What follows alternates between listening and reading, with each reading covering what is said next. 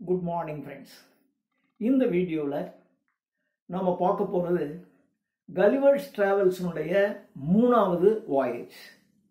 First voyage to Lilliput, second voyage to Brobdingnag, மூணாவது voyage to Laputa அப்படின்னு சொல்லப்படுது.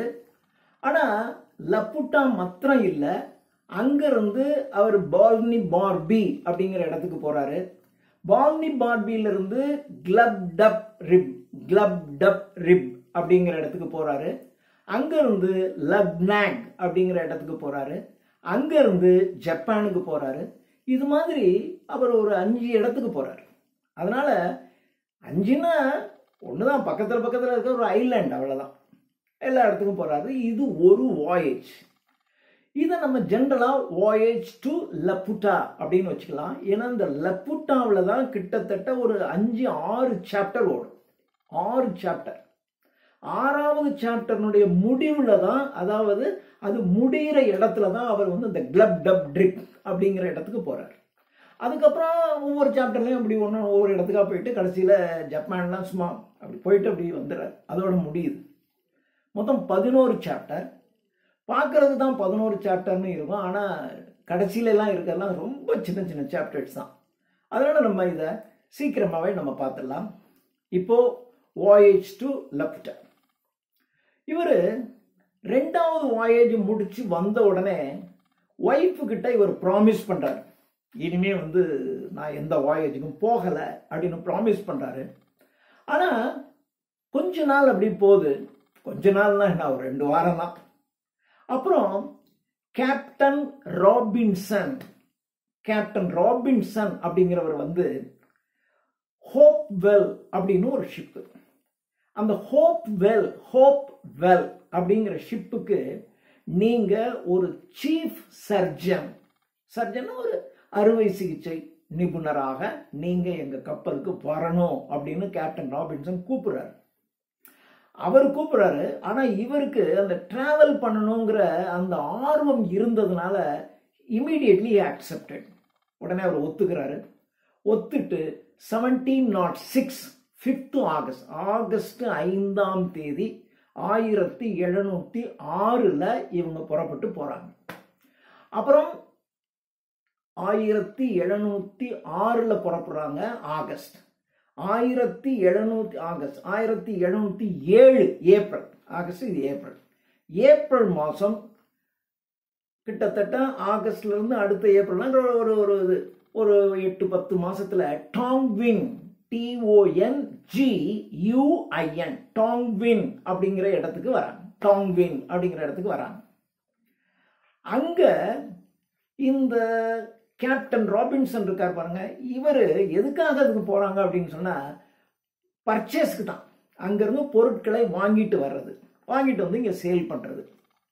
ஆனா இவங்க போன நேரத்துல இவர் கேப்டன் வாங்க வேண்டிய பொருள் வந்து அங்க ரெடி ஆகல.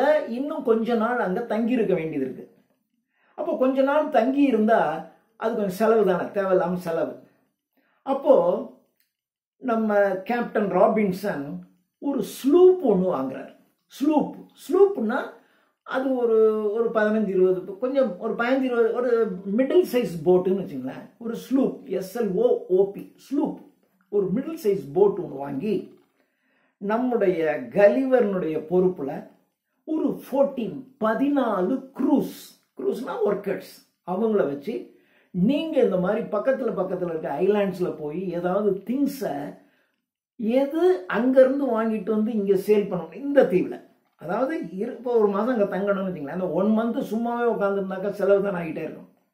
ஸோ பக்கத்தில் இருக்க தீவுக்கு போகிறோம், அங்கே இருக்கிற பொருளை இங்கே கொண்டு வந்து சேர்க்குறோம், ஒரு வாடகை கொடுப்போம். அல்லது அங்கே இருக்கிற பொருளை கொண்டு வந்து இங்கே வாங்கி விற்கிறோம், ஒரு சின்ன லாபம் கிடைக்கும், செலவுக்கு சரியா இருக்கும். அது மாதிரி நீங்க செய்யுங்க அப்படின்னு கலிவர்கிட்ட ஒரு ஸ்லூப் ஒன்று ஒப்படைச்சு 14 க்ரூஸையும் ஒப்படைக்கிறாரு. ஓகே, இப்போ நம்ம ஆளு போறாரு. போகும்போது கிட்டத்தட்ட ஒரு 10 நாள் டிராவல்.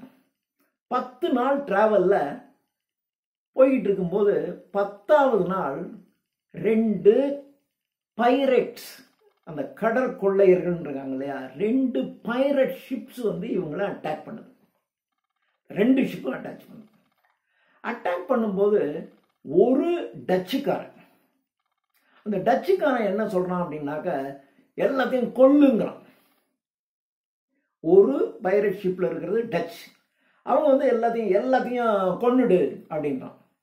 உடனே இப்போ அங்கே இன்னொரு பைரட் ஷிப்பில் இருக்கிற அந்த பைரட்னுடைய ஹெட்டு அவன் ஜாப்பனீஸ். இது அப்படியே ஞாபகம் வச்சுக்கிட்டிங்கன்னா கடைசியிலையும் இந்த ஐடியா வரும், அவ்வளோதான். இந்த ஐடியா மட்டும். அந்த ஜாப்பனீஸ் என்ன சொல்கிறான்னா, யாரையும் கொல்ல வேணாம், விட்டுருவோம். ஏன்னா ஜாப்பனீஸ்க்கு வந்து யாரையும் கொல்றது பிடிக்கல, அதில் கொல்ல வேணாம், விட்டுடலாம் அப்படிங்கிறான். அப்போது நம்ம கலிவர் அந்த டச்சுக்காரன்ட்ட போய், என்ன நீ வந்து அதாவது ஒரு ஜாப்பனீஸ்காரன் அவன் வந்து கொல்ல வேணான்னு சொல்றான், கொல்லக்கூடாதுன்றான். ஆனால் நீ வந்து நம்மளா இருக்க, அதாவது இவன் கிறிஸ்டியன்ஸ், வி ஆர் கிறிஸ்டியன்ஸ், டச்சுக்காரன் கிறிஸ்டியன்ஸ், வி ஆர் கிறிஸ்டியன்ஸ், நீ கொல்லணுங்கிற பாரு, ஒரு ஜாப்பனீஸ் கொல்லக்கூடாதுங்கிறான், பாத்தியா என்ன அப்படி பண்றீங்க அப்படின்னு டச்சுக்காரன்ட்ட இவர் ஆர்கியூ பண்றாரு. டச்சுக்காரன்ட்ட ஆர்கியூ பண்ண உடனே டச்சுக்காரனுக்கு கோவம் வந்துடுது. கோவம் வந்தோடனே கலிவரை மொத்தம் கொல்றாங்களாம். கலிவரை தூக்கி கடலுக்குள்ள தூக்கி போடு அப்படின்றான். அப்படின்னு முடிவெடுத்து தூக்கி போடு, ஏன்னா இவன் ரொம்ப பேசுறான் அப்படின்றான் அவன். உடனே ஜாப்பனீஸ் அந்த இடத்துல வந்து, இவர் தூக்கி போட்டு அவனை மறுபடியும் வேணாம், அவனுக்கு ஒரு சின்ன போட்டு, அதாவது ஒரு ஆள் போற மாதிரியான ஒரு சின்ன போட்டை கொடுத்து ஒரு 4 நாளைக்கு தேவையான உணவு போட்டையும் கொடுத்து இறக்கி விட்டுருவோம். அவன் செத்தாலும் சரி பொழைச்சாலும் சரி இறக்கி விடுவோம், அவனை போட்டு கடலில் தூக்கி போட்டு கொன்னுட வேண்டாம் அப்படின்னு சொல்றான். சொல்லி இறக்கி விடுறான். இறக்கி விட்டு அந்த பைரட் ஷிப்ஸ் இந்த ஸ்லூத், இந்த மிடில் சைஸ் போட் இருக்கு இல்லையா, ஸ்லூப், அந்த ஸ்லூப்பை எடுத்துக்கிட்டு அது போயிடுது. ஸ்லூப்பையும் எடுத்துக்கிட்டு இவங்க இருக்கிற காசெல்லாம் கொள்ளையடிச்சுன்னா அவங்க போயிட்டாங்க.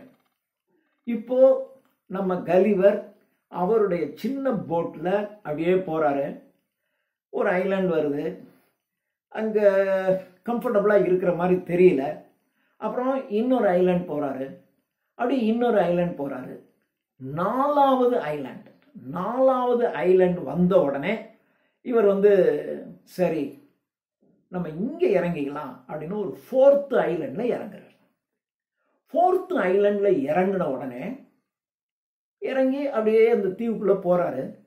தீவுக்குள்ளே கொஞ்சம் தூரம் போயிருக்கும்போது திடீர்னு பார்த்தீங்கன்னா ஒரு மாபெரும் நிழல், அதாவது சூரியனை ஏதோ ஒன்று பயங்கரமாக மறைச்சிக்கிச்சு.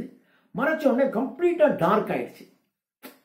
ஏதோ ஒரு பறவை போனால் ஒரு சின்ன நிழல் தான் ஆகும், ஆனால் கம்ப்ளீட்டாக இருட்டாகுது. அந்த மாதிரி ஒரு பெருசாக ஏதோ ஒன்று மறைக்குது. உடனே இவர் நிமிர்ந்து பார்க்குறாரு. நிமிர்ந்து பார்த்தா அங்கே ஒரு ஐலாண்ட் ஃப்ளையிங் ஐலாண்ட், ஒரு ஐலாண்ட் வந்து அப்படி பறந்து போகுது. இவருக்கு ரொம்ப ஆச்சரியம். இப்போ அப்படியே பறந்து அப்படி கொஞ்சம் தூரம் போயிடுச்சு. அது கிட்டத்தட்ட தரையில இருந்து ஒரு 400 yards, ஒரு 400-500 யார்டுக்கு மேலே பறந்துட்டு இருக்கு. உடனே இவர்கிட்ட இருக்கக்கூடிய பைனாக்குலரை எடுத்து இப்படி பார்க்குறாரு. பைனாக்குலரை எடுத்து பார்த்தா அங்கே சின்ன சின்ன பில்டிங் எல்லாம் இருக்கு. சின்ன பில்டிங், சின்ன கன்ஸ்ட்ரக்ஷன் இருக்கு. அங்க மனிதர்களினுடைய நடமாட்டமும் தெரியுது. இவருக்கு ரொம்ப ஆச்சரியம், ஏன்னா ஒரு ஐலாண்ட் வந்து பறக்குது, அதான் லப்புட்டா. உடனே இவர் இங்க இருந்து கையை அசைக்கிறார். கையை அசைச்சிட்டு சத்தம் போடுறாரு. அப்போ அங்க இருக்கக்கூடிய மனிதர்களுக்கு கேக்குதுல, அவன் ஏதோ பார்க்கறான். பார்த்துட்டு ஓகே அப்படின்னு சொல்லிட்டு அப்படியே அந்த ஃப்ளையிங் ஐலாண்ட் வந்து கீழே இறங்குது. கீழே இறங்குது, தரைக்கு வராது. தரையில இருந்து ஒரு 100 yards டிஸ்டன்ஸ்ல இருக்குது. அங்கிருந்து அவங்க ஒரு செயின் வித் எ சீட்டு, உட்கார்றதுக்கான ஒரு சீட்டோட ஒரு செயினை ஒன்று இறக்குறாங்க, ஒரு புள்ளி வச்சு.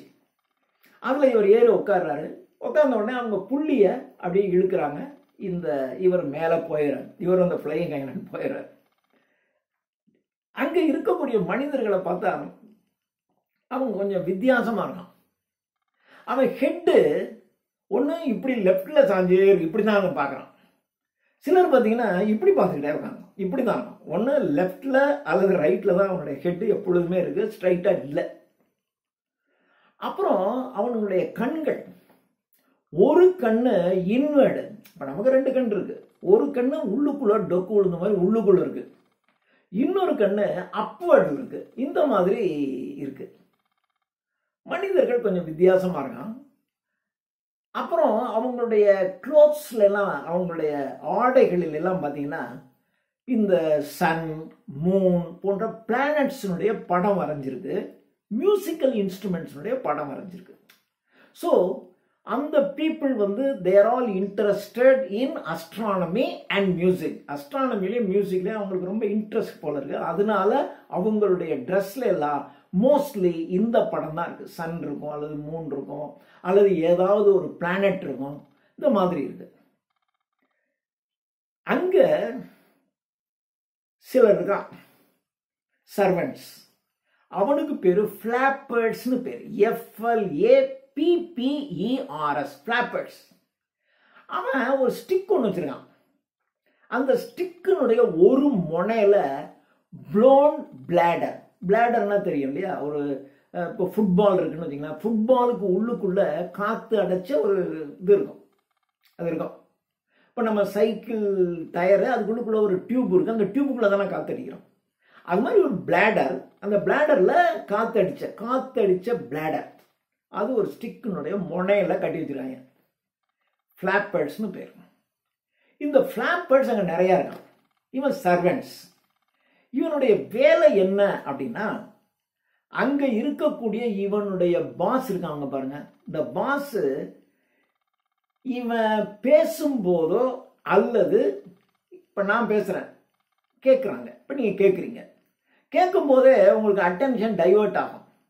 அட்டென்ஷன் டைவர்ட் ஆச்சுன்னா இந்த ஃபிளாப்பர் என்ன பண்ணுவான்னா, உங்க காதுல அந்த ஸ்டிக் இருக்குது, முனையில பிளாடர்ல ஏர் ஃபில் பண்ண பலூன் வச்சுங்களேன். அது பலூன் கிடையாது, பலூனை விட திக்கா இருக்கும், அவ்வளவுதான். பலூன், ஒரு குச்சியில முனையில பலூன் கட்டின மாதிரின்னு வச்சுங்க. அதை எடுத்து அந்த காதுல இப்படி அடிப்பான். காதுல அடிச்ச உடனே இப்ப நான் இப்ப சொல்லும் போது நீங்க அப்படியே வேற மாதிரி வேற திங்கிங் போயிட்டீங்கன்னு வச்சுங்க. இப்படி காதுல அடிப்பாங்க. அடிச்ச உடனே ஓகே நான் சொல்றது இப்ப கவனிப்பீங்க. இப்போ நான் பேசுறேன். இப்போ நான் பேசிட்டு இருக்கும்போது என் சிந்தனை எங்கேயாவது போய் நான் எதையாவது பேச ஆரம்பிச்சிட்டேன்னு வச்சுங்களேன். அப்போ அந்த ஃபிளாப்பர் என்ன பண்ணுவான்னா, என் வாயில அப்படி 2 தட்டு தட்டுறோம். அதாவது இப்படி இப்படி அடிப்பான். அடிக்கிறான். பலூன்ல இப்படி அடிச்சா என்ன இருக்கும், வலிக்காது. உடனே நான் வந்து நம்ம எங்கேயோ போறோம்டா, நான் என்ன பேசுறோமோ அதை விட்டுட்டு ஏற என்னமோ பேசிட்டு இருக்கோண்டான்னு எனக்கு புரியும். உடனே அவன் தான் ஃபிளாப்பர்ஸ்னு பேரு. அங்க நிறைய ஃபிளாப்பர்ஸ் இருக்கான். நிறைய ஃபிளாப்பர்ஸ் இருக்கான்னு சொன்னா என்ன அர்த்தம்? அங்க இருக்கிற ஒரு பேருக்கு கான்சென்ட்ரேஷனே கிடையாதுன்னு அர்த்தம். இப்ப நான் ஏதாவது பேசிக்கிட்டே இருந்தா கொஞ்சம் கவனிப்பான், அப்புறம் எதையோ கவனிப்பான். அப்புறம் அவன் பேச ஆரம்பிச்சா ஏதோ ஒன்று பேச ஆரம்பிப்பான், அப்புறம் எதையோ பேசிட்டு உட்காந்துருப்பான். இப்படிதான் அவனுங்க இருப்பாங்க. இப்படித்தான் இருக்காங்க. இப்போ இவர் போயிடாரு. போன உடனே அங்க சரி இவர் அங்க கிங், அந்த லப்புட்டாவுடைய கிங் கிட்ட அழைச்சிருப்பாங்க. கிங் கிட்ட போனோடனே கிங் அப்படியே சைலண்டா ஏதோ ஒரு மேத்தமெட்டிக்கல் ப்ராப்ளம், அங்க இருக்கிறவனுக்கு பெரிய மேத்தமெட்டிஷியன் நினைப்பு, ஏதோ ஒரு மேத்தமெட்டிக்கல் ப்ராப்ளத்தை அப்படியே சீரியஸா உட்காந்து திங்க் பண்ணிட்டு இருக்காரு. கான்சன்ட்ரேஷன் திங்க் பண்ணிட்டு இருக்காரு. அப்படி திங்க் பண்ணி அந்த ப்ராப்ளம் அவருக்கு சால்வ் ஆகிடுச்சு. இப்போ அவர் மைண்டு ஃப்ரீ ஆகுது. மைண்டு ஃப்ரீ ஆன உடனே அந்த ஃபிளாப்பர்ஸ் வந்து என்ன செய்யறாங்கன்னா, டக்குன்னு அவருடைய இதுல அடிக்கிறான். அப்படி அடிச்ச உடனே அவருக்கு அதாவது ஏதோ ஒண்ணு இருந்தவர் அப்படி நனவு உலகத்துக்கு வர்றாங்க இல்லையா, அது மாதிரி அப்படின்ட்டு வந்துட்டாரு. வந்த உடனே கலிவரை பார்க்குறாரு. கலிவர்கிட்ட என்ன நீ யாரு என்ன ஏதுன்னு கேட்குறாரு. கேட்டோடனே அவன் சொல்றான், படி இவங்க லாங்குவேஜ் வேற, அவனுடைய லாங்குவேஜ் வேற ஏதோ சொல்றான். ஆனா அவன் சொல்றத வச்சுட்டு இவர் கேட்கிறாரு, அவன் சொல்றான். இவன் என்ன கேட்கிறான்னு அவருக்கு புரியல, அவன் சொல்றது இவனுக்கு புரியல. ஆனா இவர் கிங் என்ன நினைச்சிட்டான்னா, புவர் திங்கர். கலிவரை இவன் புவர் திங்கிங், இவனுடைய திங்கிங் ரொம்ப புவர் அப்படின்னு சொல்லிட்டு, சரி 2 அட்டண்டன்ஸ் 2 சர்வன்ட்ஸ் அவருக்கு கொடுத்து, நீங்க இவரை பார்த்துங்க, இவருக்கு வேணுங்கிற வசதியெல்லாம் செஞ்சு கொடுங்க அப்படின்னு சொல்லிட்டு கிங் போயிடுறாரு. இப்போ அந்த 2 அட்டண்டன்ஸ் இவருக்கு வேணுங்கிற ஃபுட்டெல்லாம் கொண்டு வந்து கொடுக்குறாங்க. அந்த ஃபுட்டு எப்படி இருக்குன்னு கேட்டிங்கன்னா எல்லாமே மேத்தமேட்டிக்கல் ஷேப்லேயே இருக்கு. மேத்தமேட்டிக்கல் ஷேப்லேயே இருக்கு. ஏன்னா மேத்தமேட்டிக்கல் ஷேப்பில் இருக்கு இவனுங்க அப்படின்னு பார்க்குறாரு.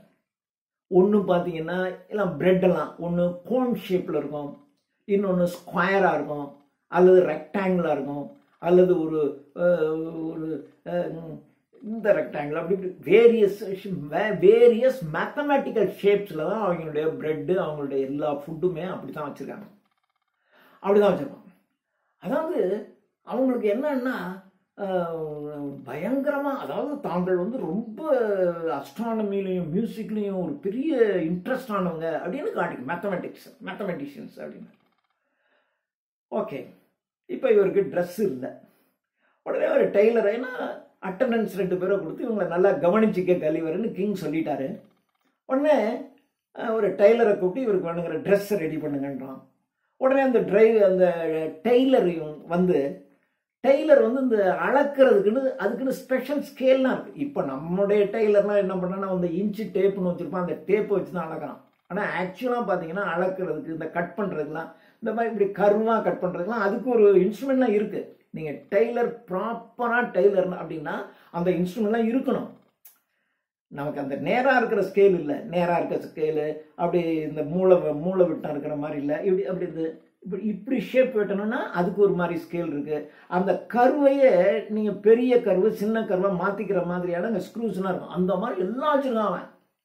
எல்லாத்தையும் கொண்டு வச்சு அப்படியே கலிவரை இப்படி அளக்குறான், அப்படி அளக்குறான், இந்த கால்குலேஷன் அந்த கால்குலேஷன் எல்லாத்தையும் போட்டுட்டு போயிட்டான். கிங் சொல்லிட்டாரு, இவருக்கு ஒரு டீச்சர் அலாட் பண்ணி கொடுங்க, அந்த டீச்சரை அலாட் பண்ணி இவன் நம்முடைய லாங்குவேஜை கற்றுக்கணும் அப்படின்னு வேற சொல்லியிருக்காரு. அதனால இந்த 2 அட்டண்டன்ஸும் இவருக்கு ஒரு டீச்சரை அப்பாயிண்ட் பண்ணுறாங்க. அந்த டீச்சர் சொல்லி கொடுக்குறத இவன் ரொம்ப வேகமாகவே கற்றுக்கிட்டான். ரொம்ப he learned very fastly. அதுலேருந்து இவன் என்ன கற்றுக்கிட்டான் அப்படின்னாக்கா, இந்த லப்புட்டா அப்படின்னா ஃப்ளையிங் ஐலாண்ட், அவ்வளோதான். இதுதான் அதுலேருந்து தெரிஞ்சு லப்புட்டாங்கிறது ஒரு ஃப்ளையிங் ஐலாண்ட் அப்படின்னு தெரிஞ்சுக்கிறான். Those people are all very much interested in engineering, geometry, mathematics. ஆனால் இவங்ககிட்ட என்ன ஒரு வீக்னஸ்னா, அவனுக்கு ப்ராக்டிக்கல் ஜியாமெட்ரியும் தெரியல, ப்ராக்டிக்கல் இன்ஜினியரிங்கும் தெரியல. இவன் டெய்லர் அளந்துட்டு போனான் பாருங்க, அளந்துட்டு போய் தச்சிட்டு கொண்டு வந்து துணியை கொடுத்தான். அந்த துணியை கொடுத்தா அந்த துணி இவர் போட்டால் கோணல் மன்னர், அது கொஞ்சம் டைட்டாக ஆகிடுச்சு, கொஞ்சம் சரி இந்த பக்கம் ஏறிக்கிட்டு இருக்கு, ஒரு பக்கம் ஏறிக்கிட்டு ஒரு பக்கம் இறங்கிக்கிட்டு, ஒரு பக்கம் லூஸாக இருக்குது, ஒரு பக்கம் டைட்டாக இருக்குது, ஒரு மாதிரி இருக்குது. அப்போ என்னடா இவன் மெஷர் பண்ணலாம் அப்படின்னா, இவங்களுக்கு ப்ராக்டிக்கல் நாலேஜே இல்லை. இவனுக்கு ப்ராக்டிக்கல் ஜியாமெட்ரி, ப்ராக்டிக்கல் இன்ஜினியரிங் இது எதுவுமே அவனுக்கு கிடையாது. அங்கே இருக்கிற வீடெல்லாம் பார்த்தீங்கன்னா வெரி புவர்லி பில்ட். எவ்வளோ மோசமான ஒரு கட்டுமானம் இருக்கும் அந்த மாதிரி ஒரு மோசமான கட்டுமானம் தான் அங்கே இருக்குது. இப்படி தான் இருக்கும். இப்போது அந்த ஃப்ளையிங் ஐலாண்ட் இருக்கு பாருங்க, இந்த flying island it flies according to the direction of the king. King என்ன டைரக்ட் பண்ணுறாரோ போப்பா அப்படின்னா போகும். இது அப்படி பார்த்தீங்கன்னா மேலே நல்ல ஒரு 4 மைல் அப்படி போகும், நல்லா போகும், அப்படி தான் போகும். இது எப்படி போகுதுங்கிறத அடுத்த சாப்டரில் டீட்டெயிலாக சொல்கிறாரு. இப்போ அவருடைய இன்ஸ்ட்ரக்ஷன் தான் இது பறக்குது ஒன்று வச்சுக்கோம். அங்கே இது செகண்ட் சாப்டர். அங்கே இருக்கிறவனுக்கு எல்லாத்துக்குமே ஒரு பயத்திலேயே வாழ்ந்துட்டு இருக்கான். என்ன பயம் அப்படின்னாக்கா, இவன் பறக்கிறானா சூரியனை பார்க்கறான். சூரியனை பார்த்துட்டு இவன் என்ன சொல்றான் அப்படின்னா, சன்னனுடைய ஹீட்டு குறைஞ்சிக்கிட்டே இருக்கு, கொஞ்ச நாள் ஆனவுடனே அது ரொம்ப குறைஞ்சி போயிடும், அப்படி ரொம்ப குறைஞ்சி போச்சுன்னா உலகம் அழிஞ்சு போயிடும் அப்படின்னு திங்க் பண்றான். அதனால 2 பேரும் தூங்கி எழுந்திரிச்சாங்கன்னு வச்சுங்களேன். எழுந்திரிச்சோடனே ஹவ் அபவுட் தி சன் அப்படிதான் கேட்பான். சூரியன் எப்படி இருக்கு, இதுதான் ஒருத்தன் கேட்டுக்கிற கேள்வியை ஃபர்ஸ்ட். ஏன்னா சூரியனுடைய வெப்பம் குறைஞ்சிக்கிட்டே வருது, நாள் ஆக ஆக குறைஞ்சிடும், ஒரு கட்டத்தில் இந்த உலகம் அழிய போகுது அப்படின்னு முடிவு எடுத்துனான். இன்னொரு பயமும் அவனுங்களுக்கு இருக்கு. 130 வருஷத்துக்குள்ள ஒரு காமெட், ஒரு வால் நட்சத்திரம் வந்து இங்க வந்து மோத போகுது. அது மோதுச்சுன்னா அதோட நாம அழிஞ்சு போயிட போறோம் அப்படின்னு அப்படி ஒரு எண்ணம் இருக்கு. இதுதான் அவங்களுக்கு பயம். இந்த பயத்திலேயே இவங்க என்ன பண்ண மாட்டாங்கன்னா ஒழுங்கா தூங்க மாட்டாங்க. எப்ப பார்த்தாலும் they are all worried about சொல்லலாம். இது எதுக்காக சொல்றான்னு தெரியல. they are all worried about their death, about the sun, about the comet. They won't sleep properly. They won't look after their women folk also. தங்க வீட்டு பெண்களையும் இவங்க ஒழுங்கா கவனிச்சுக்கிறதே இல்லை. அதனால the women became corrupt. பெண்கள் வந்து கரப்ட் ஆயிட்டாங்க. இவங்களுக்கு தெரிஞ்சே the women love other persons. அதாவது இன்னொருத்த கூட ரொம்ப பேசிக்கிட்டு இருப்பான், எங்கேயோ போயிட்டு இருப்பான், இவன் பார்த்துக்கிட்டு தான் இருப்பான். ஆனா இவன் அதை சீரியஸா எடுத்துக்க மாட்டான். ஏன்னா இவன் பார்த்துக்கிட்டு தான் இருக்கான். ஆனா இவன் சிந்தனை பூரா எங்க இருக்கு, உலகம் அழிய போகுது, நம்ம இடம் அழிய போகுது, நம்ம சாக போறோம், இப்படித்தான் நினைச்சுட்டே இருக்கான். அதனால even in their presence the women love other people அப்படின்னு சொல்லிட்டு இதெல்லாம் சொல்றான். இருக்கிற மற்ற பெண்களை விடுங்க, நம்ம ராஜா இருக்கார்ல, ராஜாவுடைய ஒய்ஃபுக்கே இது ஃப்ளையிங் ஐலண்ட் பாருங்க. ஃப்ளையிங் கீழே இருக்க லேண்டு. இந்த கீழே இருக்கக்கூடிய லேண்டில் ஒரு ட்ரங்கட் இருக்கான், ஒரு குடிகாரன் இருக்கான். அவனோட ராணிக்கு ஒரு கான்டாக்ட் இருக்குன்றான்.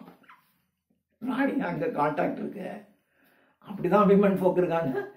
மக்களும் பெருசா விமனை பத்தி கவலைப்படுறதில்ல, ராஜாவும் கவலைப்படுறதில்ல. அதனால பெண்கள் வந்து அவங்க they take it for granted, they live according to their wish அப்படிங்கிற மாதிரி அப்படி சொல்றாரு. இது சாப்டர் 2. சாப்டர் 3. சாப்டர் 3ல தான் இந்த ஐலண்டு எப்படி பறக்குது, என்ன செய்யுது அப்படிங்கிற பத்தி சொல்றாரு. இந்த ஐலண்ட் வந்து கிட்டத்தட்ட ஒரு 4.5 மைல். ஒரு மைல்ங்கிறது 1.6 கிலோமீட்டர்ஸ். 1.6 அப்போ 4 அப்படின்னா 6.4. இது ஒரு அரை கிலோமீட்டர், அரை மைலுக்கு ஒரு 0.8, 7.2 கிலோமீட்டர். ஸோ 7.2 கிலோமீட்டர்ஸ் டயாமீட்டர் உடைய 7.2 கிலோமீட்டர் டயாமீட்டர் உடைய ஒரு பெரிய ஐலண்ட், ஃப்ளையிங் ஐலண்ட் இஸ் லெப்புட்டா. இதுக்கு கீழே 200 யார்டு, 200 யார்ட்ஸ். இந்த ஃப்ளையிங் ஐலண்டுடைய கீழ்ப்பகுதியில் ஒரு 200 யார்ட்ஸுக்கு லோட் ஸ்டோன் ஒரு ஸ்டோன் இருக்கு. இந்த ஸ்டோனுக்கு ஒரு காந்த சக்தி இருக்கும். நீங்க பழைய ஹிஸ்டரியில் பார்த்தீங்கன்னா அது லோட் ஸ்டோன் பேர். லோட் ஸ்டோன்னா காந்த கல் அப்படின்னு பேர். காந்த கல்னே பேர். சயின்ஸ்ல நீங்க படிச்சிருக்கீங்க. லோட் ஸ்டோன் இருக்கு. ஒரு 200 யார்ட்ஸ் இருக்கிற மாதிரி ஒரு லோட் ஸ்டோன் இருக்கும் கீழே. அதுல ஒரு மேக்னெட்டும் ஃபிக்ஸ் பண்ணியிருக்காங்க. அதுவே கொஞ்சம் காந்தா இருக்கும். அதுல ஒரு பெரிய பார் மேக்னெட் ஒன்று ஃபிக்ஸ் பண்ணியிருப்பாங்க. இந்த பார் மேக்னெட் ஃபிக்ஸ் பண்ணியிருக்கிறதுனால இப்போ பூமி நமக்கு தெரியும். இப்போ சயின்ஸை கொண்டு வராமாங்க. இது பூரா சயின்ஸை கிண்டல். இது பூரா பார்த்தீங்கன்னா சயின்ஸை இவ்வளவு கேவலப்படுத்த முடியுமான்னு எனக்கு தெரியல. அவ்வளோ கேவலப்படுத்தி, ஏன்னா இவருக்கு இந்த அட்வான்ஸ்மெண்ட் ஆஃப் சயின்ஸ் வந்து கலிவருக்கு பிடிக்கிறது இல்லை. கலிவருக்கு மாத்திரம் இல்லை, இன்னைக்கும் மிகவும் ஆபத்தான வேகத்தில் நம்முடைய சயின்ஸ் டெவலப் ஆகிட்டு போகுது. இது ரொம்ப சீக்கிரம் நம்மளை கொண்டு போய் எங்கேயோ அழிக்க போகுது. அவ்வளோதான். இப்படின்னு தட்டினா இங்கே இருக்கிறப்ப நான் அங்கே போகுது, இப்படின்னு தட்டினா என்னமோ வருது, நான் எங்கேயோ பேசுகிறேன், ஏதோ ஒரு வீடியோ யாரோ பார்க்குறான், என்னமோ செய்கிறான், உலகத்தில் எங்கெங்கேயோ போகிறான். டக்குன்னு நான் என்ன லாங்குவேஜில் பேசினாலும் அதை இன்னொரு லாங்குவேஜில் போட்டு ஒருத்தன் கேட்டுக்கிட்டு இருக்கான். ரொம்ப ஆச்சரியமாக இருக்கு. என்னுடைய வீடியோ எங்களுக்கு ஒரு இருக்கும், அதில் பார்த்தா எனக்கு தெரியும். இந்த வீடியோவை பார்த்தீங்கன்னா எங்கே பாகிஸ்தானில் பார்க்குறான், சிங்கப்பூரில் பார்க்குறான், மலேசியாவில் பார்க்குறான், அங்கே என்ன பார்க்குறான் அப்படின்னா அது இங்கிலீஷில் டப் பண்ணி பார்த்துக்கலாமா, அப்படி ஏதோ பண்ணுறாங்க. எனக்கே ரொம்ப ஆசை. ஸோ சயின்ஸினுடைய டெவலப்மெண்ட் ஒரு பக்கம் அட்வான்டேஜஸாக இருந்தாலும் இது மிகப்பெரிய இதுக்கு கொண்டு போய் விட போகுது. அதை தான் நான் சொல்கிறான். நீங்கள் வாயேஜ் டு பிராப்டிங் நாக்லேயே சொல்லுவோம். அங்கே இருக்கிற டீச்சிங்கில் நமக்கு போனதில் நீங்கள் போன வீடியோ பார்த்தீங்கன்னா தெரியும். அவங்க எல்லாத்துலேயும் கரெக்டாக இருப்பாங்க. ஆனால் சயின்ஸினுடைய டெவலப்மெண்ட் மாத்திரம் அக்ரிகல்ச்சருடைய க்ரோத்துக்கு சப்போர்ட்டிவாக இருக்கிற அளவுக்கு சயின்ஸ் படிப்பாங்க. அதுக்கு மேலே சயின்ஸ்லாம் படிக்க மாட்டாங்கன்னு சொல்லியிருப்பான். அந்த இதில் நானே நடத்தியிருக்கேன். இங்கே போனால் சயின்ஸை தான் கிண்டல் பண்ணுறான். இது மேக்னெட். ஸோ ஃப்ளையிங் ஐலண்டில் ஒரு மேக்னெட் இருக்குது, கீழே பூமியே ஒரு இமேஜினரி மேக்னெட் தான், பூமியே ஒரு காந்த புலம் சக்தி உடையதான். ஸோ அந்த ஐலண்டினுடைய இது நார்த்து போல்னா அது நார்த்து போல்னா ரிப்பல் பண்ணும், சவுத் நார்த்து சவுத்துங்கிறத அட்ராக்ட் பண்ணும், ரிப்பல் பண்ணும். அப்போ ரிப்பல் பண்ணும்போது அது மேலே போகுது, அட்ராக்ட் பண்ணும்போது கீழ் நோக்கி வருது. ஸோ அது கீழ் நோக்கி வருது, மேல் நோக்கி போகுது. அப்புறம் கிங் கமாண்ட் பண்ணால் மூவ் ஆகுதுன்றான். அதுக்கு என்ன டெக்னாலஜி சொல்கிறாங்க, அது இட் மூவ்ஸ் இன் அன் ஆக்சிஸ்ன்னு சொல்லுவோம். அதில் எழுதும் பார்த்தீங்கன்னா ஒரு ஆக்சிஸில் மூவ் ஆகும். அந்த ஆக்சிஸில் மூவ் ஆகுறதுனால it moves towards the earth, it moves up towards the earth and it moves this side and that side, அப்படி மூவ் ஆகும். அது according to the instruction of the king அப்போ தான் மூவ் ஆகும். அப்படி சொல்லும்போது சொல்கிறான் இப்படியே போகும். இந்த ஐலாண்ட் கீழே இருக்கிற ஐலாண்ட் இருக்குல்ல, இந்த கீழே இருக்கிற ஐலாண்டுல இருந்து 6 மைல் அந்த பக்கம் போகும், அதுக்கு மேலே போகாது. அப்படின்னா இந்த பறக்கிற தீ வச்சுட்டு இப்படி உலகம் பூரா நீங்க சுத்திட்டு வர முடியாது. இந்த கீழே இருக்கக்கூடிய ஐலாண்டுல இருந்து 6 மைல்ஸுக்கு அந்த பக்கம் போகலாம். இதனுடைய ஷோர் இங்க இருக்குன்னு வச்சுங்களேன், இதுல இருந்து ஒரு 6 மைல் டிஸ்டன்ஸ் போகலாம், அதுக்கு மேல நீங்க போக முடியாது. அதே மாதிரி இந்த எட்ஜ்ல இருந்து ஒரு 6 மைல் போகலாம் கீழே இருக்க ஐலாண்டுல இருந்து, அதுக்கு மேலதான் இது மூவ் ஆகும் அப்படிங்கிற மாதிரி சொல்லலாம். அப்படின்னு சொல்லிட்டு இப்படிதான் இருக்கும், மூவ் ஆகுது. இப்போ இந்த ஐலாண்ட்ல ரிபல்ஸ் இருக்காங்கன்னு வச்சுங்க. ரிபல்ஸ், ராஜா மேல பறந்துகிட்டு இருக்காரு, கீழே இருக்கிறவன் ஏதாவது புரட்சி பண்ணிடுவான். அப்படின்னா அவங்கள ராஜா 3 விதமாக தண்டிப்பார்.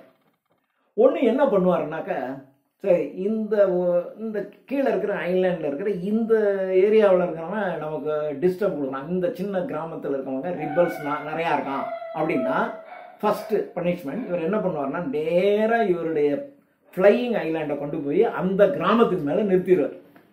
அந்த கிராமத்துக்கு மேலே நிறுத்திட்டா என்ன ஆகும், அந்த கிராமம் கம்ப்ளீட்லி டார்க் ஆகிடும், சூரியனுடைய ஒளி அங்கே விழாது. ஸோ சூரியனுடைய ஒளி விழாதுங்கிறதுனால அங்கே வந்து எந்த புல் பூண்டு எதுவுமே முளைக்காது, கம்ப்ளீட்டாக டார்க்லேயே இருக்கணும். அப்போ அங்கே இருக்கிறவன் கஷ்டப்பட்டுருவான். அப்படி அங்கே இருக்க ரிபல்ஸை அடக்கிறதுக்கு அந்த வழியை பண்ணுவார். ரெண்டாவது, இந்த ஐலாண்டில் தான் இருக்கான், இப்போ நமக்கு தெரியும், நீங்கள் வந்து ஒரு 100 yards வரைக்கும் அந்த ஐலாண்டை கீழே கொண்டு வராரு. ஏன்னா நம்ம கலிவரை மேலே தூக்குறது 100 yards வரைக்கும் வர்றாங்க, அங்கேருந்து தான் ஒரு போடுறாங்க, அதுலேருந்து இவர் ஏறி மேலே கொண்டு போனாங்க நம்ம பார்த்துருக்கோம்.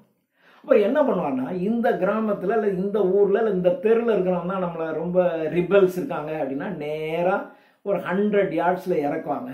இறக்குனோடனே இங்கே இருக்கிறவன் என்ன பண்ணுவான்னா, பெரிய பெரிய கல்லை தூக்கி அங்கே போடுவான். அந்த தெரு மேலே, அந்த ஊர் மேலே, அங்கே இருக்க ஊரில் இருக்க வீட்டு மேலே கல்லை தூக்கி போடுவாங்க. கல்லை தூக்கி போட்டோடனே கல் மேலே இருந்து விழுது அப்படின்னாக்கா அங்கே இருக்கிறவங்க ஒழுங்கா இருப்பான்ல. இது செகண்ட் டைப் ஆஃப் பனிஷ்மெண்ட், அந்த ரிபல்ஸை அடக்கிறது. மூணாவது என்ன பண்ணுவாருன்னா, இவருக்கு பிடிக்கலன்னு வச்சுங்க, நேராக கொண்டு வந்து அந்த ஊர் மேலேயே விழுந்துருவாரு. அந்த ஊர் மேலேயே கொண்டு வந்து அதை போட்டு அந்த ஊரே நசுக்கிடுவாங்க. அங்கே இருக்கிற மக்கள்லாம் அழிச்சிடுற மாதிரி அங்கே இருக்க ரிபல்ஸ்லாம் அழிச்சிடுவாங்க. அப்படி பண்ணுவாங்க. இது ஒரு மெத்தட். ஸோ 3 மெத்தட்ல இவர் ரிபல்ஸை கண்ட்ரோல் பண்ணுவார். ஆனால் அந்த ரிபல்ஸ் இருக்கான் பாருங்க, அவன் கொஞ்சம் புத்திசாலி. அவன் என்ன பண்ணுவான்னா, ஊருக்குள்ள கேவ்ஸ், குகைகள் கட்டிக்குவான். பூமியை நோண்டி ஒரு அண்டர் கிரவுண்ட் மாதிரி கட்டிக்குவான். இவர் என்னத்தை நசுக்கிறது? 1. 2வது, ஹை டவர் கட்டிடுவான். உயரமா டவர் கட்டியிருப்பான். அந்த டவர்ல ஒரு மேக்னெட் வச்சிருவான். அவங்க மேக்னெட் வச்சுக்குவாங்க. அப்போ இந்த ஃப்ளையிங் ஐலாண்ட் வந்து இப்படி வருதுன்னு வச்சுங்க, இந்த டவர்ல இருக்கிற ஒரு மேக்னெட் இருக்குல்ல, இது ரிப்பல் பண்ணும். இது ரிப்பல் பண்றதுனால அது கீழே வராது, கீழே இறங்கவே முடியாது. கீழே இப்படி இறங்குச்சு அப்படின்னாக்கா இந்த டவர்ல இருக்கக்கூடிய மேக்னெட் அதை பிடிச்சி தள்ளி விடும், ரிப்பல் பண்ணுது. ஏன்னா like poles repel each other while unlike poles attract each other இல்லையா? அப்போ அதனுடைய வடக்கு இதனுடைய வட துருவம் என்ன ஆகும், ரிப்பல் பண்ணும். அப்போ இது வந்து மேலே போயிடும். அப்ப ராஜா கேட்பாரு, ஓ என்னடா ஆச்சு அப்படின்னு, some mistakes, we can't move down அப்படின்றான். ஏதோ இதுல மிஸ்டேக்கா போயிடுச்சுங்க அப்படின்றான். ஸோ இந்த மாதிரி ரிபல்ஸ் வந்து தப்பிச்சுக்குவாங்க அப்படின்னு சொல்லிட்டு ஹை டவர் அந்த மாதிரிலாம் வச்சுக்குவாங்க அப்படின்னு சொல்லிட்டு நான் சொல்றான். அங்க இருக்கிறவனுக்கெல்லாம் ரொம்ப தேர் ஆர் குட் அஸ்ட்ரானமர்ஸ். அவன் நல்ல அஸ்ட்ரானமர்ஸ் இருக்கான். அங்க இருக்கிறவன் நிறைய ஹெவன்லி பாடிஸ், இந்த பிளானட்ஸ் இருக்கு இல்லையா, புதிய புதிய பிளானட்ஸை யூரோப்பியன்ஸ் எத்தனை கண்டுபிடிச்சிருக்காங்களோ அதை விட அதிகமாக அவங்க கண்டுபிடிச்சிருக்காங்க. ஆனால் ரொம்ப அஸ்ட்ரானமியில் ரொம்ப இன்ட்ரெஸ்டட் பர்சன்ஸ் அப்படின்னு சொல்லிட்டு அவங்களுக்கு மியூசிக்ல, ஏன்னா முதலே சொன்னால் அவன் ட்ரெஸ்ல எல்லாம் அந்த மியூசிக்கல் இன்ஸ்ட்ருமெண்ட் படம் போட்டுருவான். மியூசிக்கில் அவங்களுக்கு ரொம்ப இன்ட்ரெஸ்ட்டு. சில சமயங்களில் பார்த்தீங்கன்னா அந்த கோர்ட்டில் பெரிய மியூசிக்கல் இன்ஸ்ட்ருமெண்ட்ஸ் இருக்கும். அந்த இன்ஸ்ட்ருமெண்ட்ஸை கண்டினியூஸாக 3 மணி நேரம் வாசிப்பாங்க. வாசித்தா காது கிழிஞ்சு போயிடும். அந்த மாதிரி அவங்க வாசிப்பாங்க. அப்படி இருக்கும் அப்படின்னு சொல்லிட்டு அந்த மாதிரி மியூசிக்கல் வாசிக்கக்கூடியவர்கள் அப்படின்னு சொல்கிறான். கொஞ்ச நாள் ஆகுது, இவருக்கு ரொம்ப போர் அடிச்சு போச்சு. போர் அடிச்சு போனோடனே கிங்கிட்ட கேட்குறாரு, எனக்கு ரொம்ப போர் அடிக்குது, நான் அந்த பால்னி BALNI பால்னி பார்பி அங்கே நான் போகிறேன், என்னை நீங்கள் இறக்கி விடுங்க அப்படின்னோடனே சரி அவனை இறக்கி விட்றா அப்படின்னா அங்கே இறக்கி விட்றாங்க. பால்னி பார்பி என்ற ஐலண்டில் அவரை இறக்கி விட்றாங்க. அந்த பால்னி பார்பி என்ற ஏரியாவுடைய அந்த ஐலண்டினுடைய கேபிட்டல் லகோடா. ஸோ அந்த லகோடா என்கின்ற கேபிட்டல், பால்னி பார்பியினுடைய கேபிட்டல் லகோடா, அதில் கொண்டு வந்து இறக்கி விடுறாங்க. அப்படி இறக்கி விடும்போதே கிங் வந்து அந்த ஊரில் இருக்கிற ஒரு லார்டு, அந்த லார்டு பேரு முனோடி, MUNO, முனோடி. அந்த முனோடி என்கின்ற ஒரு நோபலுக்கு ஒரு லெட்டர் கொடுத்து இவரை நல்லா கவனிச்சிக்க அப்படின்னு அங்கேருந்து அனுப்பி விடுறாங்க. ஸோ இப்போ முனோடி வராரு. லார்ட் முனோடி, அந்த லார்ட் முனோடிட்ட வந்து இவர் வந்து லெட்டரை கொடுக்குறாரு. லெட்டரை கொடுத்த உடனே அவருக்கு சரி கிங் அனுப்பிச்சிருக்காரு அப்படின்னு நினச்சிட்டு ஓகே நீ எங்கள் கூடவே இரு அப்படின்னு சொல்லிட்டு லார்ட் முனோடியினுடைய அங்கே இருந்துக்கிறாரு. இருந்துட்டு நம்ம வெளியில் போயிட்டு வரலாம் அப்படின்னு சொன்னான். சரி நான் உன்னை ஊரெல்லாம் சுற்றி காட்டுறேன்னு வெளியே அழைச்சிட்டு வர்றாரு. இந்த வெளியில் அழைச்சிட்டு வந்தால் அந்த ஊரில் இருக்கிற பில்டிங் பூரா ஒரு பேட்லி கன்ஸ்ட்ரக்டட், ரொம்ப ஒரு பாடாவதியான கன்ஸ்ட்ரக்ஷன். ஏன்னா அது வந்து சிட்டி கேபிட்டலில் வீடெல்லாம் எல்லாம் இவ்வளோ பாடாவதியாக வச்சுருக்கீங்க அப்படின்றது. லேண்டு பார்த்தீங்கன்னா லேண்டு பார்த்தா தெரியுது ரொம்ப ஃபர்டைல் லேண்ட், வளமான நிலம். ஆனால் அங்கே ஒரு விவசாயம் கூட நடக்கலை, எந்த விவசாயமும் நடக்கலை. இப்படியே போறாரு, என்னங்க இப்படி ஊரெல்லாம் இருக்கு அப்படின்னு சொல்லிட்டு போறாரு. அங்க இருந்து ஒரு 20 மைல்ஸ், 20 மைல், அந்த 20 மைல் தொலைவில் இவருடைய லேண்ட் இருக்கு, நம்முடைய லார்டுனுடைய லேண்ட் இருக்கு. லார்டுனுடைய லேண்ட் இருந்தோடனே கேட்குறான், அந்த லேண்ட் வந்து பார்த்தீங்கன்னா அவ்வளவு பிரமாதமா விளைஞ்சிருக்கு அங்கே எல்லாமே. என்னங்க வர்ற வழியிலலாம் பார்த்தா அவன் லேண்டெல்லாம் ஃபர்டைலாக இருக்கு, ஆனால் ஒன்றுமே இல்லை, ஆனால் உங்கள் லேண்டு மாத்திரம் இப்படி இருக்கு அப்படின்னு கேட்குறாரு. கலிவர் கேட்குறாரு. அதுவா, அது ஒரு கதை அப்படின்னு சொல்லிட்டு அவர் சொல்றாரு. இந்த மாதிரி இங்கே இருக்கிற பசங்கள்லாம் அந்த ஃப்ளையிங் போன உடனே அங்கே இருக்கிறவன்லாம் அந்த ரொம்ப இந்த அஸ்ட்ரானமி இன்ஜினியரிங்லாம் ரொம்ப தன்னை மேத்தமெட்டிக்ஸ் இல்லைன்னா தன்னை பெரிய எக்ஸ்பர்ட்னு நினச்சிக்கிட்டு இருக்கிற பையனுங்க. ஆனால் ப்ராக்டிக்கலாக அவனுக்கு நாலேஜே கிடையாது. இவங்க அங்கே போயிட்டு வந்தான். வந்து தே கால் தெம்செல்ஸ் ப்ரொஜெக்டர்ஸ். அவன் போய் அங்கே வந்து அஸ்ட்ரானமி கற்றுக்கிறான், மேத்தமெட்டிக்ஸ் கற்றுக்கிறான், இன்ஜினியரிங்லாம் கற்றுக்கிட்டு, ஆனால் ப்ராக்டிக்கலாக எதையுமே கற்றுக்கல, எல்லாம் தியரட்டிக்கலாக கற்றுக்கிட்டான். தியரட்டிக்கலாக அங்கேருந்து கற்றுங்க கீழே வந்துட்டான். வந்த உடனே இந்த ஊரில் ஒரு பெரிய கிராண்ட் அகாடமி அப்படின்னு ஒரு கிராண்ட் அகாடமின்னு ஒரு அகாடமி ஆரம்பித்தாங்க. அந்த அகாடமியில் இவனுங்கள்லாம் தங்களை they call themselves a scientist projectors. அதாவது ஒரு ப்ராஜெக்டை செயல்படுத்துறவனுக்கு பேர் projector. So they call themselves as projectors in the grand grand அகாடமியில் தங்களை ப்ராஜெக்டர்ஸாக அவங்க வச்சுக்கிட்டாங்க. இந்த ப்ராஜெக்டர் என்கிட்ட வந்தான்.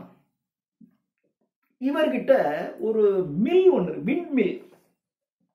ஆற்றில் தண்ணி போகும்போது அந்த தண்ணீரினுடைய ஓட்டத்தில் இந்த ஒரு சைக்கிளிக்காக ஒன்று இருக்கும், அது தண்ணியில் இப்படி சுற்றும். இப்படி சுற்றும் போது இது சுற்றுது. இதை வச்சுக்கிட்டு ஒரு மில் ஒன்று, இதனுடைய சுற்றுற வேகத்தில் தண்ணியும் பாயும்.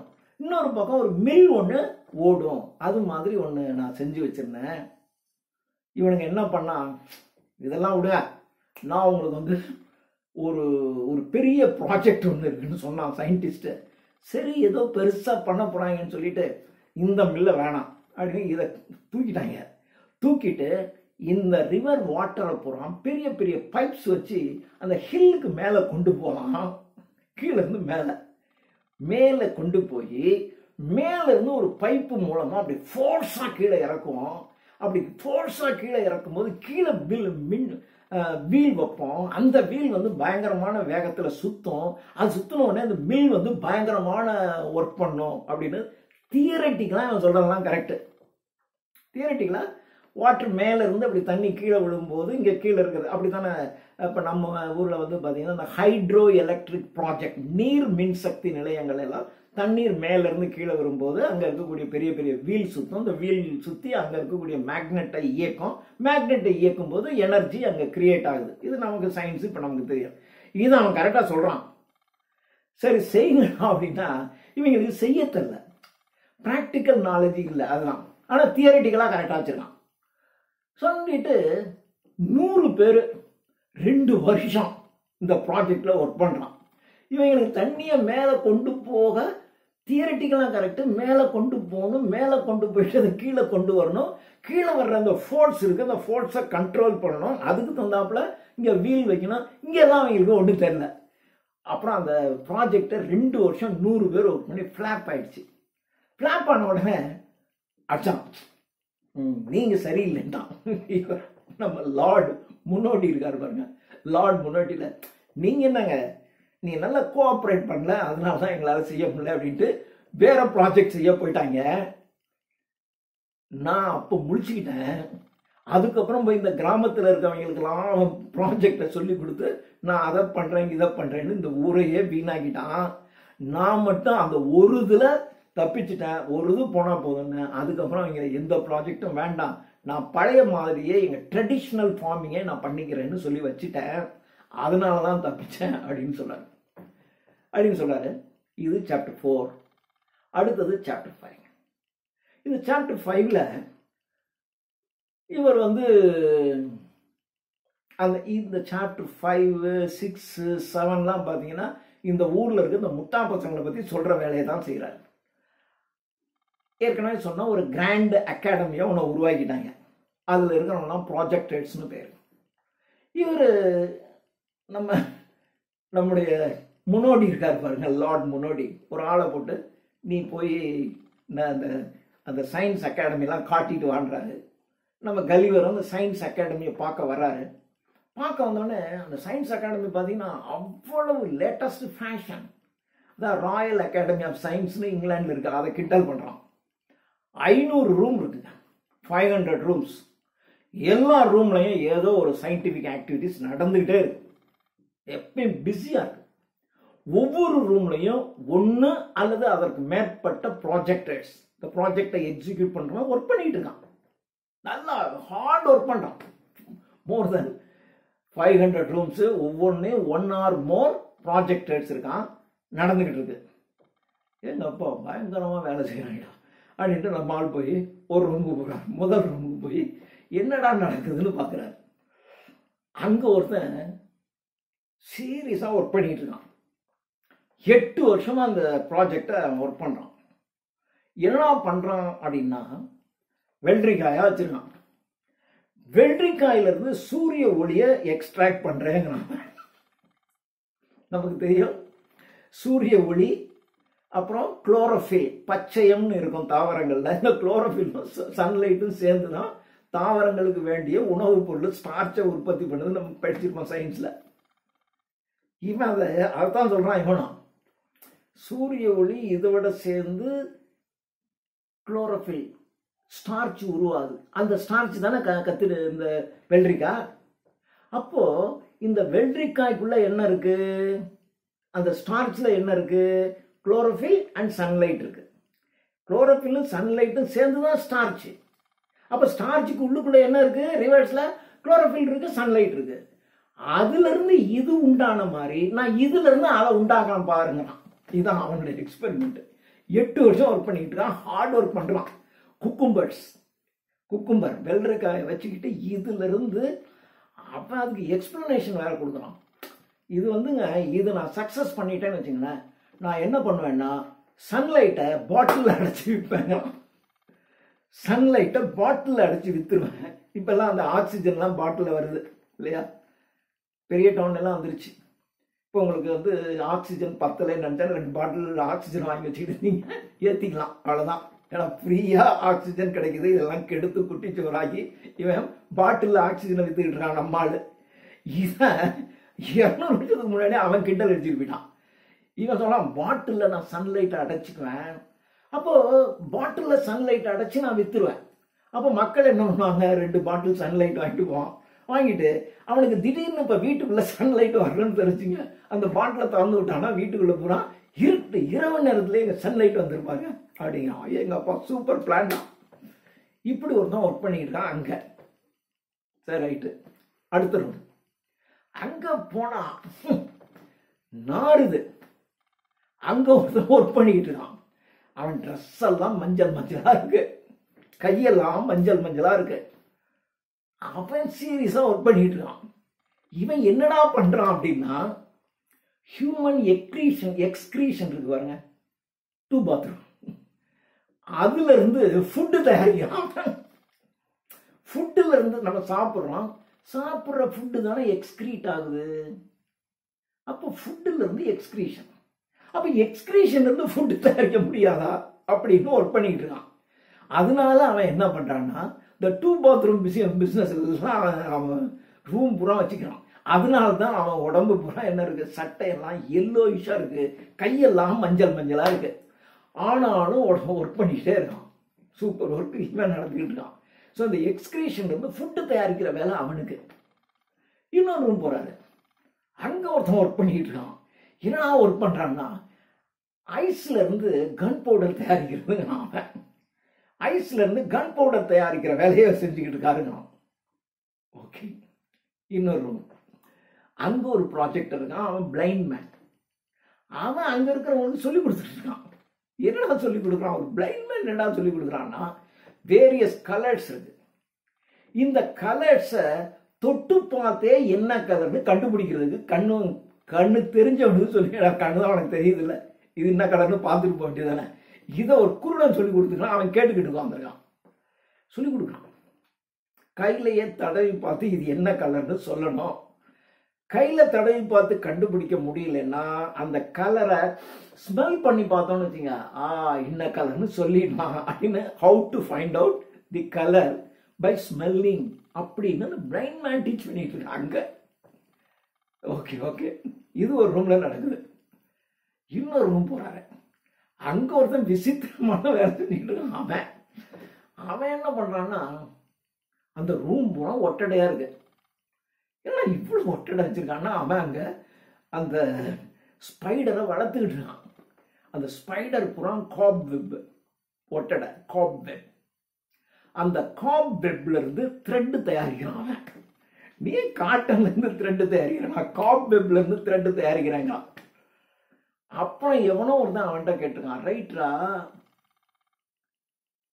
ஒரு லைட் ப்ரௌன் அல்லது ஒயிட் கலருக்கு காப் வச்சுக்குவ, கலர் நூலுக்கு என்ன பண்ணுவேன். ஓகே, இந்த வளர்க்குறான் பாருங்க காப் வெப்புக்கு.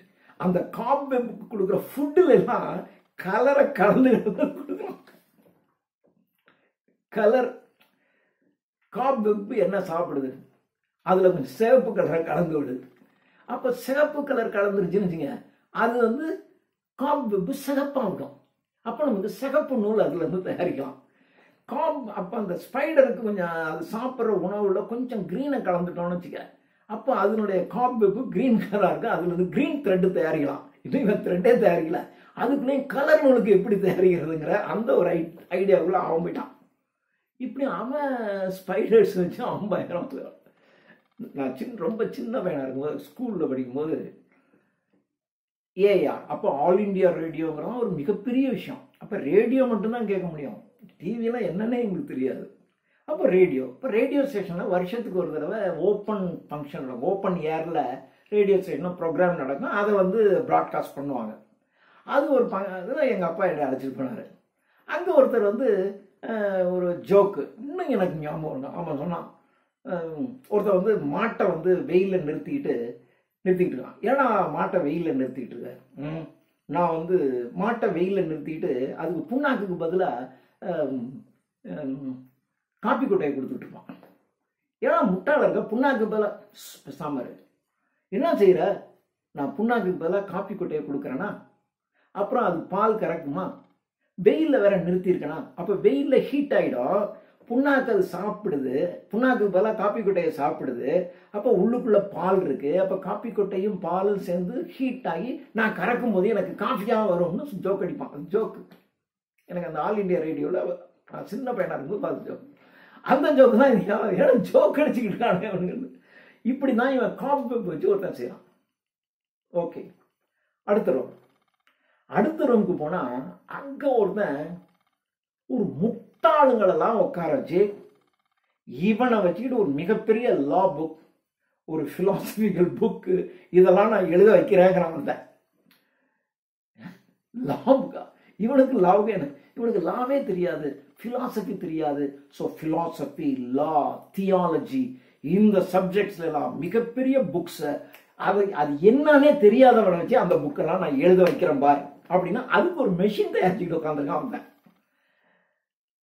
அதுல என்னடா பண்றான் அப்படின்னா, அதுல வந்து நிறைய வுட் பீசஸ், மரக்கட்டையில சின்ன சின்ன துண்டா எழுதி வச்சுனா ஒவ்வொரு வுட்லையும் வந்து ஒரு வேர்டு இருக்கு. இது மாதிரி அந்த வுட் பீசஸ்ல நிறைய வேர்டா எழுதி எழுதி எழுதி வுட் பீசஸ் இருக்கு. அதை அப்படியே கட்டி அப்படியே முன்னாடி நவுத்துறான், பின்னாடி நவுத்துறான், ஏதோ பண்றான். அப்புறம் அதுல இருக்கக்கூடிய வேர்ட்ஸை வச்சுக்கிட்டு இவன் என்ன பண்ணணும்னா அதை ஒரு, இப்போ நமக்கு வந்து ஜம்பிள்டு சென்டென்சஸ் சொல்லுவாங்கல்ல, இந்த வேர்டு அங்கே இருக்கா, அந்த வேர்டு இங்கே இருக்கா, அப்போ அந்த வேர்ட்ஸை யூஸ் பண்ணி இவன் என்ன பண்ணணும், ஒரு சென்டென்ஸ் ஆக்கணும். அதான் இவன் வேலை. இவனுக்கு சப்ஜெக்ட்லாம் புரியணுங்கிற அவசியம் இல்லை, அந்த வேர்ட்ஸை யூஸ் பண்ணி make it as a sentence. உனக்கு முடிஞ்சதை சென்டென்ஸை யூஸ் பண்ணு, உனக்கு தெரியல அப்படின்னா அப்புறம் அந்த ப்ரொஃபஸர் வருவார், அவர் உனக்கு நீ கம்ப்ளீட் பண்ணாமல் விட்ட சென்டென்ஸ் எல்லாம் அவர் என்ன பண்ணுவார்னா அதை கம்ப்ளீட் பண்ணுவார். அந்த வேர்ட்ஸ் பூராமே பிலாசபிக்கல் வேர்ட்ஸ். அப்போ பிலாசபிக்கல் வேர்ட்ஸை வச்சுக்கிட்டு சென்டென்ஸை இவன் வந்து இவனுக்கு என்னன்னே தெரியாது ஆனால் சென்டென்ஸ் பண்ணுறான். இவன் பண்ண தெரியாத 1 or 2 சென்டென்சஸை ஒரு ப்ரொஃபஸர் பண்ணுறாரு, அந்த சென்டென்ஸ்லாம் யூஸ் பண்ணா இது மிகப்பெரிய பிலாசபிக்கல் புக்கை வந்துடும். அதே மாதிரி அந்த வுட் பீசஸில் லா வேர்ட்ஸாக நிறைய எழுதிக்கிட்டீங்கன்னு வச்சுங்களேன், லாவில் பயன்படுத்தின வேர்ட்ஸாக அதில் இருக்கும். அதுல இருந்து இவர் கம்போஸ் பண்ணுவார் சென்டென்சஸை. இப்போ இவருக்கு சட்டமே தெரியணுங்கிற அவசியம் இல்லை, அந்த ஜம்பிள்டு சென்டென்ஸை இவர் கரெக்ட் பண்ண தெரிஞ்சா போதும். தாய்மொழியில் யார் வேணாலும் செஞ்சிருவான் இல்லையா, அது மாதிரி செஞ்சுட்டா இவனை வச்சுக்கிட்டு நான் பெரிய லா புக் உண்டாகிறேன்டா, அப்படி ஒரு மெஷின் அப்படிங்கிறான். அந்த மெஷின் என்ன செய்யுதுன்னா இந்த வேர்ட்ஸ் இருக்கக்கூடிய அதை எப்படி முன்ன ஆட்டி ஏதோ பண்ணுது, அவ்வளோதான். இதுதான் அங்கே ஆராய்ச்சி நடக்குது, மெஷின் லாங்குவேஜ். அடுத்த ஒருத்தன் இருக்கான், அவன் லாங்குவேஜை பற்றி ஆராய்ச்சி பண்ணுறான், மொழிகளை பற்றி ஆராய்ச்சி செய்யறான். அதில் ஒருத்தன் வந்து என்ன சொல்லிட்டான்னா, இப்போ இருக்க லாங்குவேஜ்லாம் ரொம்ப டஃப்பாக இருக்கு, அதுவும் ஊரு போனால் லாங்குவேஜ் டஃப்பு, அதனால எல்லா வேர்ட்ஸையும் எடுத்துக்கிட்டான். No words, only monosyllabic words. ஒரு அசை சொல், வா, போ, பார், நில், இதான் ஒரு அசை சொல். மோனோசிலபிக் வேர்ட்ஸ், நவுன், இது மட்டும்தான் இருக்கணும். மீதி எல்லா வேர்ட்ஸும் வேண்டாம், எல்லா வேர்ட்ஸையும் தூக்கிடு. மோனோசிலபிக் வேர்ட்ஸ் அண்ட் நவுன்ஸை மாத்திரம் யூஸ் பண்ணி நம்ம ஒரு லாங்குவேஜ் தயாரிக்கலாம் அப்படின்னு ஒரு லாங்குவேஜை ஒருத்தன் உருவாக்கிட்டு உட்காந்துருக்கான். அந்த ஸ்கூல் ஆஃப் லாங்குவேஜ்லேயே இன்னொருத்தன், அவன் இதை விட நான் அட்வான்ஸாக போகிறேன், உலகம் முழுவதும் ஒரே லாங்குவேஜ் தான் யூஸ் பண்ணோம், ஸோ நான் யூனிவர்சல் லாங்குவேஜ் தான் கண்டுபிடிக்கிறேங்களாம். என்னடா கண்டுபிடிக்கிறேன் அப்படின்னா, டு ஷோ திங்ஸ். வாயை திறக்கக்கூடாது, வாயை திறந்து பேசக்கூடாது, திங்ஸை காட்டணும்.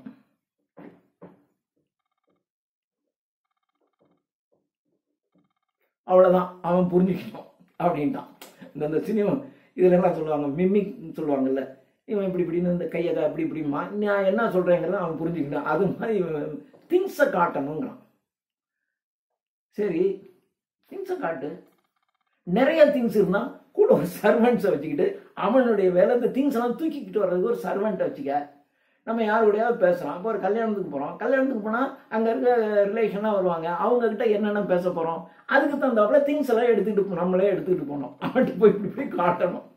அவன் பார்த்துட்டு ஓகோ அப்படின்னு புரிஞ்சுக்குவான். அவன் புரிஞ்சுக்குவான். இப்போ நான் காட்டுறேன், அவன் புரிஞ்சுக்கிறான். அவன் காட்டுறான், நான் புரிஞ்சுக்கிறான். அவ்வளோதானே. இது உலகத்தில் இருக்க எல்லாருக்குமே புரியுண்டா. அதான் யூனிவர்சல் லாங்குவேஜ். இதை நான் கண்டுபிடிச்சிக்கிட்டு இருக்கேன். இன்னொருத்தன் உட்காந்து கண்டுபிடிச்சிக்கிட்டு இருக்கான். இதை விட இன்னொருத்தான் அவன்கிட்ட போனோடனே அப்போ ஒரு சீரியஸான ஆராய்ச்சி நடக்குது.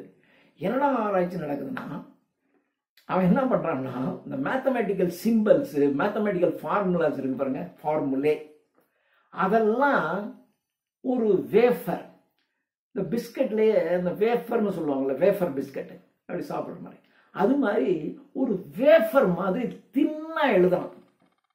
எழுதி நல்லா பட்னி போட்டு அந்த பட்னியாக இருக்கிறவன்ட்ட இந்த வேஃபர் மாதிரி இருக்கக்கூடிய அந்த மேத்தமெட்டிக்கல் சிம்பிள்ஸ் அண்ட் ஃபார்முலாவை அவனை சாப்பிட சொல்லணும். அவன் அதை சாப்பிட்டான்னு வச்சுங்க, பசியில் வேற இருக்கானா, அது அப்படியே அவனுடைய மூளைக்கு போகும். மூளையில் போய் அந்த மேத்தமெட்டிக்கல் ஃபார்முலா, மேத்தமெட்டிக்கல் சிம்பிள்லாம் செட்டில் ஆகிடும்.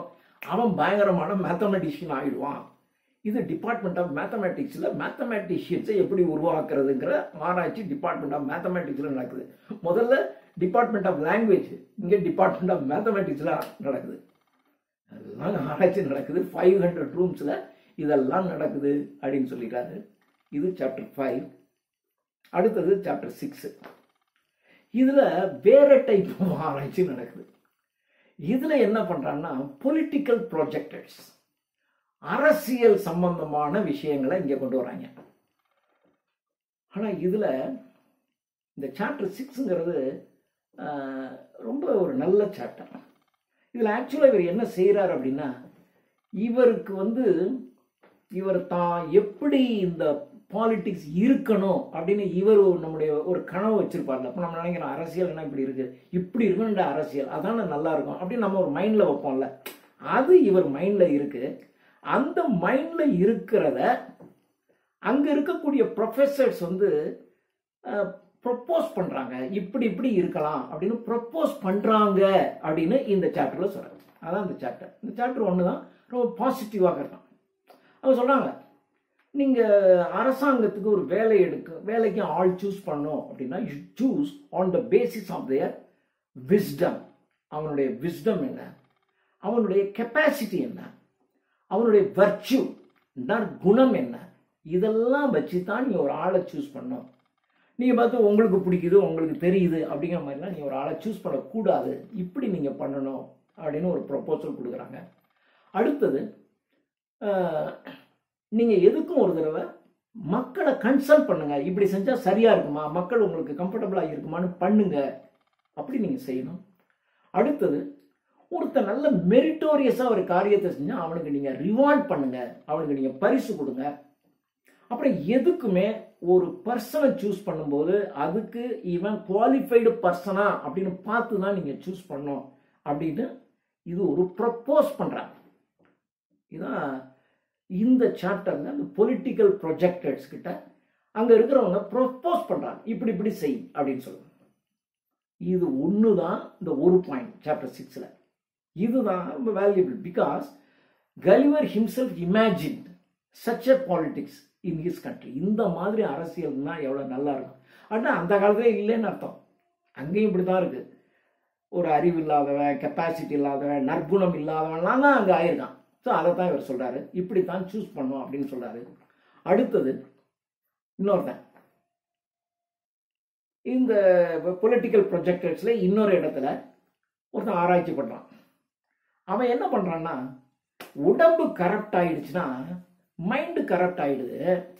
அதனால இந்த செஷன் பார்லிமெண்ட் நடக்குது, அல்லது எம்எல்ஏ லெஜிஸ்லேட்டிவ் கவுன்சில் சட்டசபை நடக்குது, பாராளுமன்றம் நடக்குது இல்லையா? அப்ப நடக்கும்போது இந்த தேர்ந்தெடுக்கப்பட்டவங்கெல்லாம் எம்எல்ஏஸா இருந்தா சென்னையில் போறாங்க, பார்லிமெண்ட்னா அங்க போறாங்க இல்லையா? அவங்கெல்லாம் அங்க கலந்துக்கிறதுக்கு முன்னாடி அவங்களுக்கு நாம ட்ரீட்மெண்ட் கொடுக்கணும். டாக்டர்ஸ் அவனை ட்ரீட்மெண்ட் கொடுத்து அவனுடைய பாடியை கரப்ட் இல்லாம வச்சுக்கணும், பர்ஃபெக்ட் பாடியா இருக்கணும். அப்படி பர்ஃபெக்ட் பாடியா இருக்கிறவன் அங்க போய் ஒரு விஷயத்த பேசுறான், சொல்றான், அல்லது திட்டமிடுறான் அப்படின்னா அது பர்ஃபெக்டா இருக்கும் அப்படின்னு அவன் சொல்றான். இது ஒருத்தன் சொல்லிட்டானா, இன்னொருத்தன் ஆராய்ச்சி பண்றான். இருங்க, இந்த பாலிட்டிஷியன்ல இருக்கிறவனெல்லாம் இவன் ஒன்று சொன்னால் அது எதிர்கட்சியாக இருக்குமே நேர ஆப்போசிட்டாக ஒன்று சொல்லிட்டு இருக்கான். அப்போ இவன் சொல்கிறான், இவன் இதுக்கு ஆப்போசிட்டாக சொல்லிட்டு இருக்கான். அப்போ என்ன ரீசன்? அப்போ இவன் சொல்றதுலயும் கொஞ்சம் உண்மை இருக்கும், இவன் சொல்றதுல பாதி சரியா இருக்கும். அதனால இப்படி பண்ணலாம் அப்படின்னு இந்த ப்ராஜெக்டர்ல இருக்கிறவன் சொல்றான். என்ன பண்ணணும்னா, 2 ஈக்குவல் சைஸ் ஹெட் உடைய 2 பாலிட்டிஷியனை எடுத்துக்க வேண்டியது. இவன் ஹெட் ஈக்குவல். ஆனா இவன் இந்த கட்சி, இவன் இந்த கட்சி, 2 கட்சியும் வச்சுக்க வேண்டியது. இவன் தலைய பாதியா வெட்டணும், இவன் தலைய பாதியா வெட்டணும், இந்த பாதியை அங்க கொண்டு போகணும், இந்த பாதியை இங்க கொண்டு போய் ஒட்டிட்டா அப்போ பாதி இவனுக்கு அந்த மைண்ட். இப்ப டிஎம்கே ஏடிஎம்கேன்னு வச்சுக்கோங்க, இவனுக்கு பாதி டிஎம்கே மைண்ட் இருக்கும், இதுல இருந்து தூக்கி இங்க போட்டா பாதி டிஎம்கே மைண்டு பாதி ஏடிஎம்கே மைண்டு, இவன் சரியாயிடுவான். அதே மாதிரி இவனும் சரியாயிடுவான். ஸோ இவன் ஒரு ஆப்போசிட், இவன் ஒரு ஆப்போசிட் இருந்துச்சு. இந்த ஆப்போசிட்ல பாதி அந்த ஆப்போசிட்ல பாதியும் சேர்ந்தா நியூட்ரலைஸ் ஆகி அது சரியாயிடுன்றான். இவன் நமக்கு தலையை வெட்டி சரி பண்ணிடலாம், ஆனா ஈக்குவல் சைஸ் ஹெட் இருக்கணும். இதை ஒரு தான் ஆராய்ச்சி பண்ணிட்டு இருக்கான் பொலிட்டிக்கலா. அப்படி இன்னொருதான் எப்படா டாக்ஸ் போறது, டாக்ஸ். இப்ப நமக்கு முன்னாடி பாத்தீங்கன்னா ஒரு நூற்றுக்கணக்கான டாக்ஸஸ் இருந்துச்சு. எல்லா டாக்ஸையும் தூக்குனாங்க. எனக்கு தெரியும் நிறைய டாக்ஸஸ். ஏன்னா நான் காமர்ஸ்ல சும்மா ரீட் பண்ணும்போது பார்ப்பேன், அவ்வளவு வெரைட்டிஸ் ஆஃப் டாக்ஸ். ஒரு ஊர்ல இருந்து இன்னொரு ஊருக்கு ஒரு பொருளை எடுத்துட்டீங்கன்னா டாக்ஸ். நீங்க பாண்டிச்சேரியில் வாங்கினீங்கன்னா ஒரு ஃப்ரிட்ஜு, ஏசி ஃப்ரிட்ஜ் எல்லாம் பாண்டிச்சேரியில் வாங்கினீங்கன்னா விலை குறைச்சலா இருக்கும். நீங்க அங்கிருந்து போய் அங்கிருந்து வாங்கிட்டு வந்தாவே நம்ம மிச்சப்படும் இங்க வாங்குறத விட. ஏன்னா பாண்டிச்சேரியில் டாக்ஸ் குறைச்ச, இங்க டாக்ஸ் கூட. அதனால அங்க போய் எடுத்துருவாங்க, எனக்கு நல்லா தெரியும். அப்படி இருந்துச்சு நிறையா. இப்போ இந்தியா முழுவதும் எல்லாத்தையும் தூக்கிட்டோம், ஒரே டாக்ஸ் ஜிஎஸ்டி, அவ்வளவுதான். Only one tax. இப்போ இந்த டாக்ஸை எப்படி போடுறது அப்படிங்கிறத அங்க அந்த ஆராய்ச்சி நடக்குதுங்க. அதுல அவன் என்ன சொல்றான்னா, மனிதர்களுடைய வைஸ், தீமைகள், தீயவனா இருப்பான், தீய குணங்கள், அண்ட் வெர்ச்சுஸ், நற்குணங்கள். தீய குணங்கள் அதிகமா இருந்தா அதிக டாக்ஸ், நற்குணங்கள் அதிகமா இருந்தா நோ டாக்ஸ், டாக்ஸே கிடையாது. இவன் நல்ல குணங்கள் இருக்கு, இவன் நல்லவன், நோ டாக்ஸ். இவன் தீய குணங்கள் நிறைய இருக்கு, 50%, இன்னும் அதிகம் 80%. இவன் ரொம்ப தீயவன், 90% டாக்ஸ். தீய குணங்கள் குறைச்சலா இருக்கு, 10% டாக்ஸ். இவன் நல்லவனா இருக்கான், நோ டாக்ஸ். இப்படி பண்ணிடுறது அப்படின்னா. ஏன்னா இதை எப்படி கண்டுபிடிக்கிறது? எஸ், இதை நீங்க என்ன பண்ணா நெய்பர்ஸ் கிட்ட கேட்டுதான் சொல்லணும். நமக்கு பக்கத்து வீட்டுக்காரனை தான் கேட்கணும். பக்கத்து வீட்டுக்காரனை கேட்டீங்கன்னா அவன் என்ன சொல்லுவான், நம்மள நல்லவன்னு சொல்லுவானா, அந்த நாள் ஒரு மாதிரிங்க அப்படிமா. ராத்திரி வீட்டுக்குள்ள உட்காந்துட்டு எதையோ பாடம் நடத்துறேன்னு தனியா அந்த ஆள் கத்திக்கிட்டு கிடக்காம ஒரு எங்க பக்கத்து வீட்டுக்காரங்கன்னா அவன் தான் சொல்லுவான். ஒண்ணுமே இருக்காதுங்க, ஆளே இருக்காதுங்க. ஆனா அந்த ஆள் என்னங்க கத்திக்கிட்டே இருக்காங்க, பாடம் நடத்துற மாதிரி கத்துறான், மணிக்கணக்கா கத்துறான்மா பக்கத்து வீட்டுக்காரன், அப்படிதான் சொல்லுவான். அதனால சொல்லலாம் நெய்பர்ஸ் தான் கேட்கணும். ஏன்னா எந்த நெய்பர் கேட்டீங்கன்னாலும் இவன் நல்லவன்னு சொல்ல மாட்டான். அப்ப நல்லவன்னு இவன் சொல்லலை, அதனால இவனுக்கு டாக்ஸ் கூட. நல்லவன் ஒருத்தன், அப்போ தீவன் இவன் நிறைய தீமை செய்யறவன் தான் சொல்லுவான். அப்போ டாக்ஸ் ஒருத்தட்ட நிறைய வசூல் பண்ணிடலாம். ஸோ ஒரு ஆளுனுடைய வைசஸ், தீமைகள் அல்லது வெர்ச்சுஸ், இதனுடைய பேசிஸ்ல டாக்ஸ் போடணும். ஆனா அவன் நல்லவனா கெட்டவனாங்கிறத அவனுடைய நெய்பர்ஸை கேட்டுதான் பண்ணணும் அப்படின்னு சொல்லிட்டான். இது மாதிரி அவன் சொல்றான். அடுத்தது இன்னொன்னு, யாருக்கு பெண்கள் மத்தியில செல்வாக்கு அதிகமா இருக்கோ அவனுக்கு அதிக டாக்ஸ். எவனுக்கு பெண்கள் மத்தியில செல்வாக்கு இல்லையோ அவனுக்கு நோ டாக்ஸ் தான்.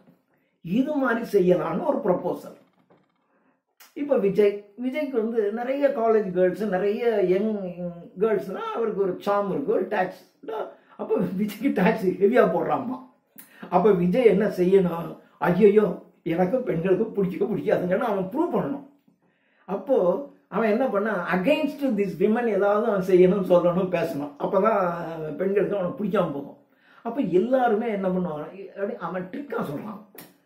ஒன்று, பெண்களை அவனுக்கு ரொம்ப பிடிக்கும்னா ஹெவி டாக்ஸ், பெண்களுக்கு அவனை பிடிக்காதுன்னா நோ டாக்ஸ் அல்ல கொஞ்சோண்டு டாக்ஸ். அப்போ பெண்களை பிடிக்காம போகுதுன்னா அவன் என்ன பண்ணுவான், பெண்களை விட்டு ஒதுங்கி நிற்கணும், பெண்கள் முன்னாடி போய் தான் பெரிய இவன் நீங்கள் காட்டக்கூடாது. நீங்கள் பெண்கள் முன்னாடி நல்ல இவன் நல்லவன்னு எதை காட்டிட்டு இருந்தீங்கன்னா பெண்களுக்கு பிடிக்கும். அதனால அந்த மாதிரி செய்யக்கூடாது. அப்போது nobody enter to attract ladies. லேடிஸை அட்ராக்ட் பண்ணுறது, லேடிஸை கவர் பண்ணுற வேலையை ஒருத்தன் செஞ்சுக்கிட்டே இருக்க மாட்டான். அப்போ என்ன ஆகிடும்னா இந்த பெண்ணை ஒரு பொண்ணை எதிர் ஓடி போயிடுறது, அதை போகிற இந்த மாதிரி குற்றங்கள்லாம் நடக்காதுல்ல அப்படி சொல்கிறான். அதெல்லாம் நடக்காது. அதனால் யாருக்கு பெண்கள்கிட்ட அட்ராக்ஷன் ஜாஸ்தி இருக்கணும், டேக்ஸை கூட போடு, அட்ராக்ஷன் குறைந்தா நோ டேக்ஸ்னு போடுறா அப்படின்னு இப்படி ஒரு ப்ரொபோசல் நடக்குது. சரி, பெண்களுக்கு எப்படா டேக்ஸ் போடுறது? பெண்களுக்கு டேக்ஸு அவங்களுடைய அழகு, வே ஆஃப் ட்ரெஸ்ஸிங். அழகாக இருந்தாங்கன்னா ரொம்ப டேக்ஸு, அழகு குறைச்சலாம்னா குறைச்சல டேக்ஸு. வே ஆஃப் ட்ரெஸ்ஸிங், நல்லா அழகாக ட்ரெஸ் பண்ணியிருந்தீங்கன்னா மோர் டேக்ஸ், அழகாக ட்ரெஸ் பண்ணேன்னா லெஸ் டேக்ஸ். இது யாரா டிசைட் பண்ணுறது? நெய்பரிங் விமனை பண்ணுன்றான். பக்கத்தில் இருக்கிற பொண்ணு எந்த பொண்ணாவது இந்த பொண்ணு அழகாக இருக்குன்னு சொல்லுமா? இது அழகாகவே இருக்காது, இப்படி தான் சொல்லும் அப்படின்னு சொல்லிட்டு சொல்கிறான். இந்த குவாலிட்டியை பசங்களை வச்சு முடிவு எடுக்கணும். இது பசங்களை வச்சு நீங்கள் இது யார் அழகாக இருக்காங்க நல்லா ட்ரெஸ் பண்ணுறது அப்படின்னா ஜென்ஸை கேட்போம். ஜென்ஸை கேட்டீங்கன்னு ஆஹா அழகானவள்மா போடு டேக்ஸ், அவளுக்கு பியூட்டிஃபுல்லாக ட்ரெஸ் பண்ணியிருக்கா அதிக டேக்ஸ் போடு, இப்படி பண்ணணும்.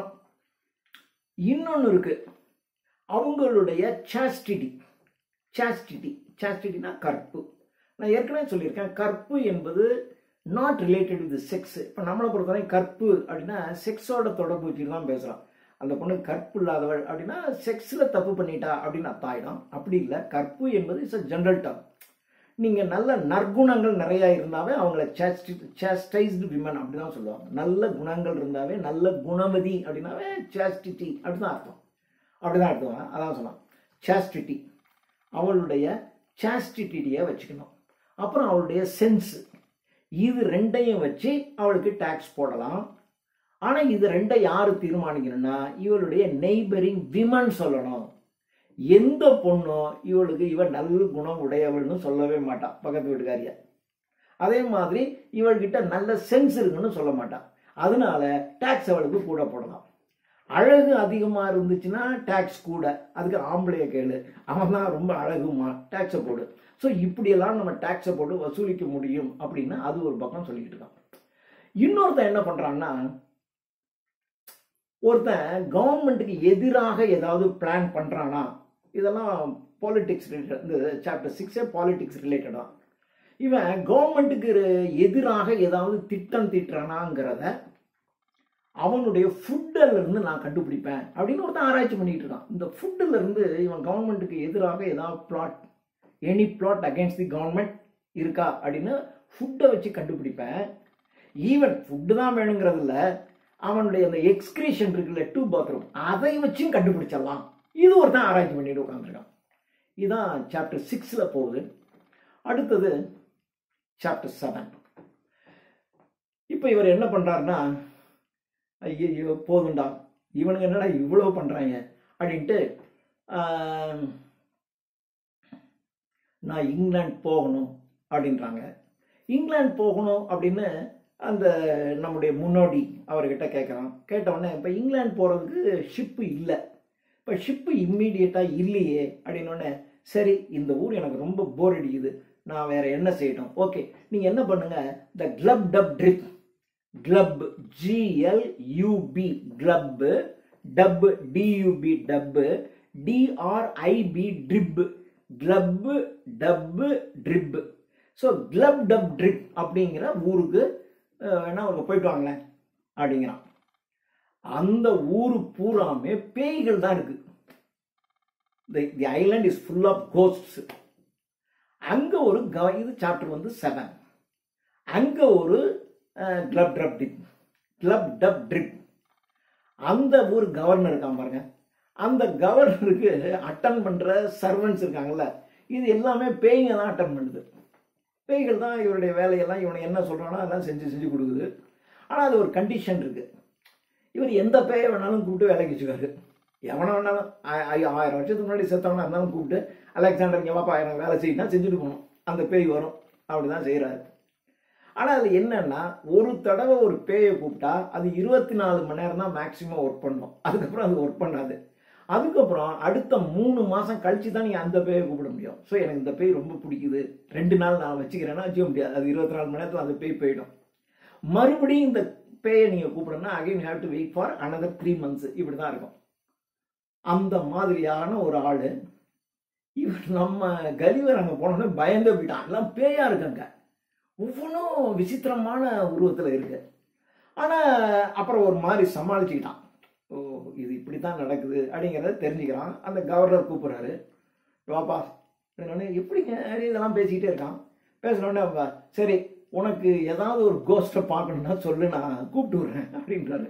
உடனே அவன் சொல்கிறான், எனக்கு அலெக்சாண்டர் த கிரேட் இருக்கான். எல்லாமே இந்த அலெக்சாண்டர் தான் கூப்பிட்றாங்க. Alexander the great, Alexander the கிரேட்டா, ஆடாடா அவன் விஷம் கொடுத்தான். ஏன்னா இது அவனுடைய டெத்தில் இதை பற்றி சொல்லுவாங்க. இப்போ நமக்கு ஹிஸ்ட்ரி புக்கிலலாம் என்ன பண்ணுவாங்கன்னா அவருக்கு வந்து ஃபீவரில் செத்து போயிட்டாங்க அப்படின்னு தான் அவங்க சொல்லுவான். அலெக்சாண்டர் த கிரேட் வந்து ஒரு ஜுரம் வந்துச்சு, அந்த ஜுரத்தில் செத்து போயிட்டாருமாங்க. அதுதான் உண்மை, அதுதான் இவன் சொல்லுவான். அலெக்சாண்டர் த கிரேட் அவன் பாய்சன். ஆனால் இன்னொரு கதை ஓடுது, அவன் பாய்சன் பண்ணப்பட்டு செத்தான் அப்படின்னு அவன் பாய்சன் பண்ணிலாம் சாகலப்பா. அவன் வந்து எல்லாம் கொசுவெல்லாம் கடிச்சு ஒரு ஃபீவர் வந்து தான் செத்து போயிட்டான். And not by poison. அவனுக்கு விஷம் வச்செல்லாம் யாரும் கொல்லலை, ஆனால் இப்படி தான் செத்து போயிட்டான் அப்படின்னு சொல்கிறான். அப்படின்னோடனே அப்படின்னு சொல்கிறான். அவர் எக்ஸஸ் ட்ரிங்கிங், ரொம்ப ஜாஸ்தி குடிப்பார், அந்த குடிக்கிறது தான் அவனுக்கு உடம்பு சொல்லாமல் ஒரு அலெக்சாண்டரை இப்படி அடிச்சு விடுறான் அப்படின்னு சொன்னோடனே எனிஹோ அலெக்சாண்டனுடைய அந்த பேய் வந்துட்டு போகுது. அப்புறம் ஹானிபால்ஸுங்கிறவங்க இந்த ஆல்ப்ஸ் மலையில் ஏறினவங்க. அந்த ஆல்ப்ஸ் மலையை கிராஸ் பண்ணுற ஹானிபால்ஸு அதை அந்த பேயை பார்க்குறாரு. அதுக்கப்புறம் ஜூலியஸ் சீசர் அண்ட் பாம்பே. நமக்கு தெரியும் த ட்ரையம்பீட்ஸ் அப்படின்னு ஜூலியஸ் சீசருடைய ட்ராமாவில் நம்ம பார்த்துருக்கோம். Julius Caesar Pompey. அந்த சீசர் பாம்பே மார்க் ஆண்டனி இந்த 3 பேர் தான் ட்ரையம்பீட்ஸ் அப்படின்னு சொல்லுவாங்க. அதில் அந்த ஜூலியஸ் சீசர் பாம்பே 2 பேரும் அவனுடைய படைகளோட இருக்கிறத நான் பார்க்கணும் அப்படின்னோடனே ஜூலியஸ் சீசர் அவருடைய ட்ரூப்ஸு, பாம்பேயினுடைய ட்ரூப்ஸு இதெல்லாம் அங்கே இருக்கும். அதெல்லாம் இவர் பார்க்குறாரு. அந்த காட்சிகளை பார்த்து கலிவர் ரொம்ப ரசிக்கிறாரு. அப்புறம் இவருக்கு திடீர்னு ஒரு ஆசை வருது. அந்த காலத்தில் எப்படி இருந்திருக்கும், செனட், ரோம் சாம்ராஜ்யத்தினுடைய செனட் கூடுன்னு சொல்லுவாங்க இல்லையா. ரோம் சாம்ராஜ்யத்தில் செனட் கூடும். செனட்டுங்கிறது அந்த மந்திரி சபை அந்த காலத்திலேயே.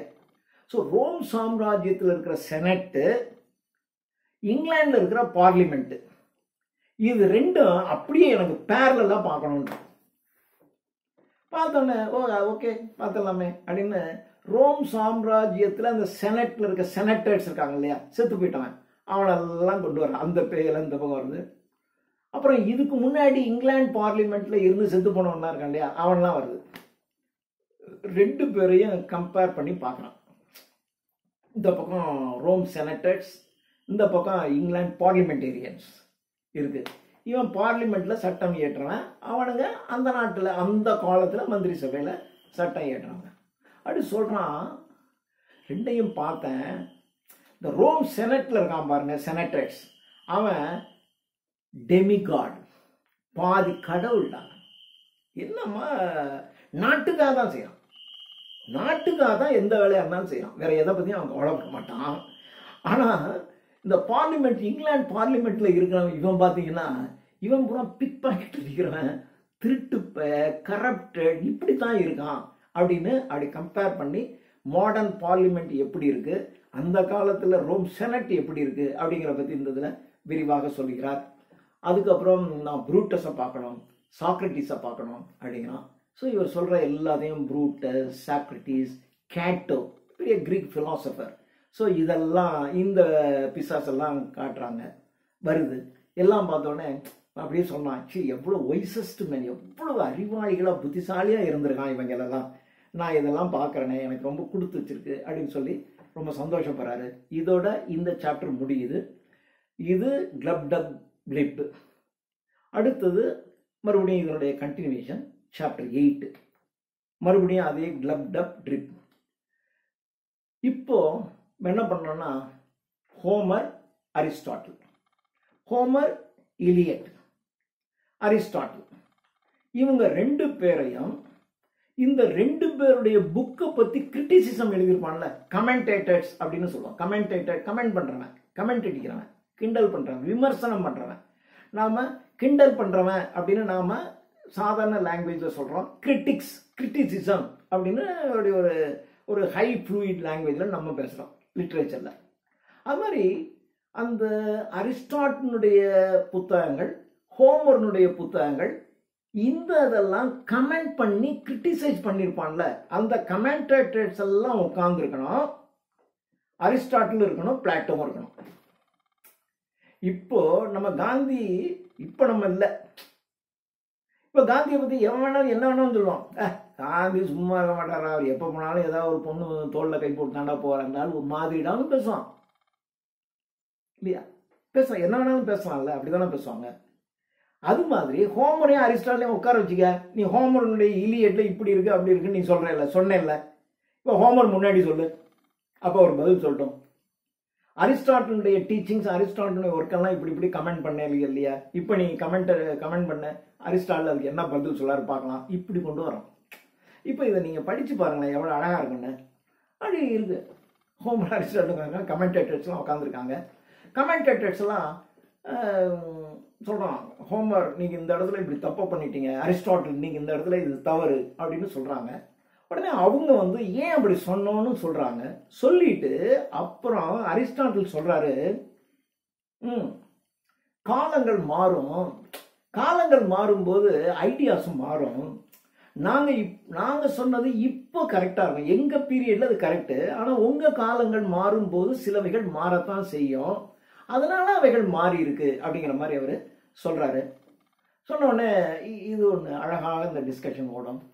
அதுக்கப்புறம் சரி, எனக்கு இந்த கிங்ஸ் இருக்காங்கல்ல, அரசர்கள் வேணும்னே சொல்றான். அரசர்கள், அந்த அரசர் அந்த அரசனுடைய அப்பா அப்படியே நான் பார்க்கணுன்றான், வேணும்னே சொல்லலாம். ஓகே, அதனால ஆனா கிங்கனுடைய டெவில், அந்த பேயை செத்து போயிட்டான். இந்த கிங், அவன் பேர் பிசாசு வருது. அப்புறம் கிங்கோட அப்பா, அவனுடைய பிசாசு வருது. இப்படி கிங்ஸ் செத்து போன கிங்ஸ் அவனுடைய ஃபாதர்ஸ் எல்லாம் வராங்க. இதை பார்த்து அவன் சொல்றான், ஏன்னா 90% ஆஃப் த கிங்ஸுக்கு அப்பா புறம் பார்த்தா ஒன்று அவன் கோச்மேனா இருக்கான், அவன் இந்த குதிரை லாயத்துல இருக்கான். அதாவது இந்த அரசனுடைய அப்பா கிங் கிடையாது, அந்த ராணி அரசர் ஏதோ பண்ணும்போது அந்த அம்மா கோச், அந்த ஹார்ஸ்மேன் இருக்கான் பாருங்க, அந்த ஹார்ஸ்மேனோட லிங்க் வச்சு தான் இந்த இவனை பெற்றிருக்கா. ஆனா கிங் என்ன நினைச்சுக்கிட்டு இருக்கான், அவன் பையன் நினைச்சுக்கிட்டு இருக்கான் அப்படின்னு சொல்லிட்டு ரொம்ப கிங்ஸனுடைய அப்பா எல்லாமே இந்த மாதிரி தான் இருக்கான். ஒன்று அந்த அரண்மனையில் ஏதாவது ஒரு லோ ஒர்க் பண்ணுற சர்வன்ஸாக இருக்கான், அல்லது அந்த குதிரை லாயத்தில் வேலை செய்கிறவனா இருக்கான், இப்படி தாண்டாங்க இருக்கான் அப்படின்னு சொல்கிறாரு. சொல்லிட்டு இது ஒரு கமெண்ட் ஓடுது. அடுத்தது சரி இது வேணாம், என்ன எவ்வளோ மோசமாக இருக்கு, ஏன்னா எந்த கிங் எடுத்தாலும் அவனுடைய மூதாதையெல்லாம் பார்த்தா இவ்வளோ மோசமாக இருக்கா, வேணாம் சரி விடு, எனக்கு இந்த ஹிஸ்டாரியன்ஸ் எல்லாம் காட்டுது அப்படின்னா. ஹிஸ்டாரியன்ஸ் சரித்திர ஆசிரியர்கள் இல்லையா சொல்லுவாங்க, அமைச்சரே எதிர்காலத்தில் வரலாறு முக்கியம் அமைச்சரே அப்படின்னு அந்த தலை இந்த உடல் ஒட்டி ஒரு ஓவியம் வரைஞ்சிட்டு இருப்பான். ஏன்னா எதிர்காலத்தில் வரக்கூடிய ஹிஸ்டாரியன்ஸ் எங்க அப்பாய் அப்படின்னு சொல்லணுங்கிறதா அப்படி வரைவாங்க. அது மாதிரி ஹிஸ்டாரியன்ஸ் எல்லாம் கொண்டு வாடான்றான். இப்போ ஹிஸ்டாரியன்ஸுடைய இதெல்லாம் வருது. இவன் எல்லாம் என்ன பண்ணியிருக்காங்கன்னா, இந்த பசங்க பூரா கவர்ஸ், கோழைகளா இருக்கவனெல்லாம் பெரிய ஹீரோன்னு இருக்கான். இவன் யாரெல்லாம் ஹீரோன்னு சொன்னானோ அவன் பிராக்டிக்கலா பாத்தீங்கன்னா அந்த காலத்துல ஒரு கவர்ஸ், கோழைகள் தான். ஆனா இவன் ஹிஸ்டாரியன் அவனை ஒரு பெரிய ஹீரோ மாதிரி எழுதிட்டான். அதே மாதிரி ஃபூல்ஸ், முட்டாள்கள் எல்லாம் பெரிய வைஸ்மென் மாதிரி எழுதிட்டான், பெரிய புத்திசாலி மாதிரி எழுதியிருக்கான். சில பிளாட்டரட்ஸ், முகஸ்துதி செய்யறவன், அவனெல்லாம் முகஸ்துதி செய்யறதுன்னா என்ன அர்த்தம், இல்லாத பிள்ளாத சொல்றதானே, உங்களை மாதிரி உண்டா, நீங்க அப்படிப்பட்டவர் இப்படிப்பட்டவர்னு இல்லாதது சொல்றவன். இவனெல்லாம் சின்சியரா சொல்றவன் அப்படிங்கிற மாதிரி இவன் எழுதியிருக்கான். எவன்லாம் பிளாட்டர் பண்ணானோ அவன்லாம் உண்மையிலேயே சின்சியரா எழுதினவன் அப்படின்னு சொல்லியிருக்கான்.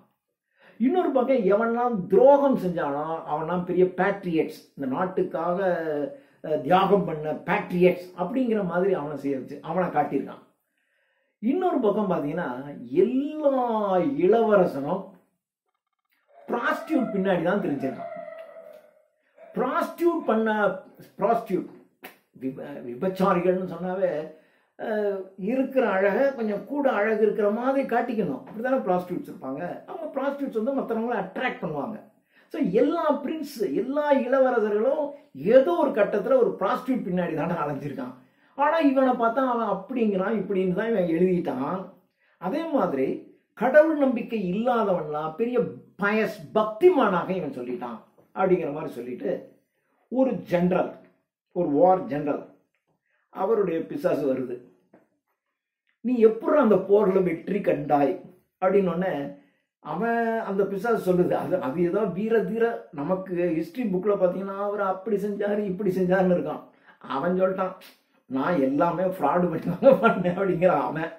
அதே மாதிரி ஒரு அட்மிரல்ங்கிறவன் ஒரு ஷிப்பு, கப்பல் படையினுடைய தலைவன் அட்மிரல். அவர் அட்மிரலை கூப்பிட்டு கேட்டா அவனும் அப்படிதான் சொல்றான். ஐயே நீங்க வேறங்க, நான் தப்பிச்சு ஓடி போலான்னு நினைச்சேன், ஒரு அதிர்ஷ்டவசமா இப்படி ஆயிடுச்சு, நாங்க ஜெயிச்சிட்டோம் அப்படிதான் சொல்றான். எவனுமே நாங்க கரேஜியஸா வெற்றிவேல் வீரவேல் தான் கத்திட்டு உயிரெல்லாம் கொடுத்தெல்லாம் நாங்க சண்டை போடல, இப்படிதான் ஜெயிச்சிட்டோம்.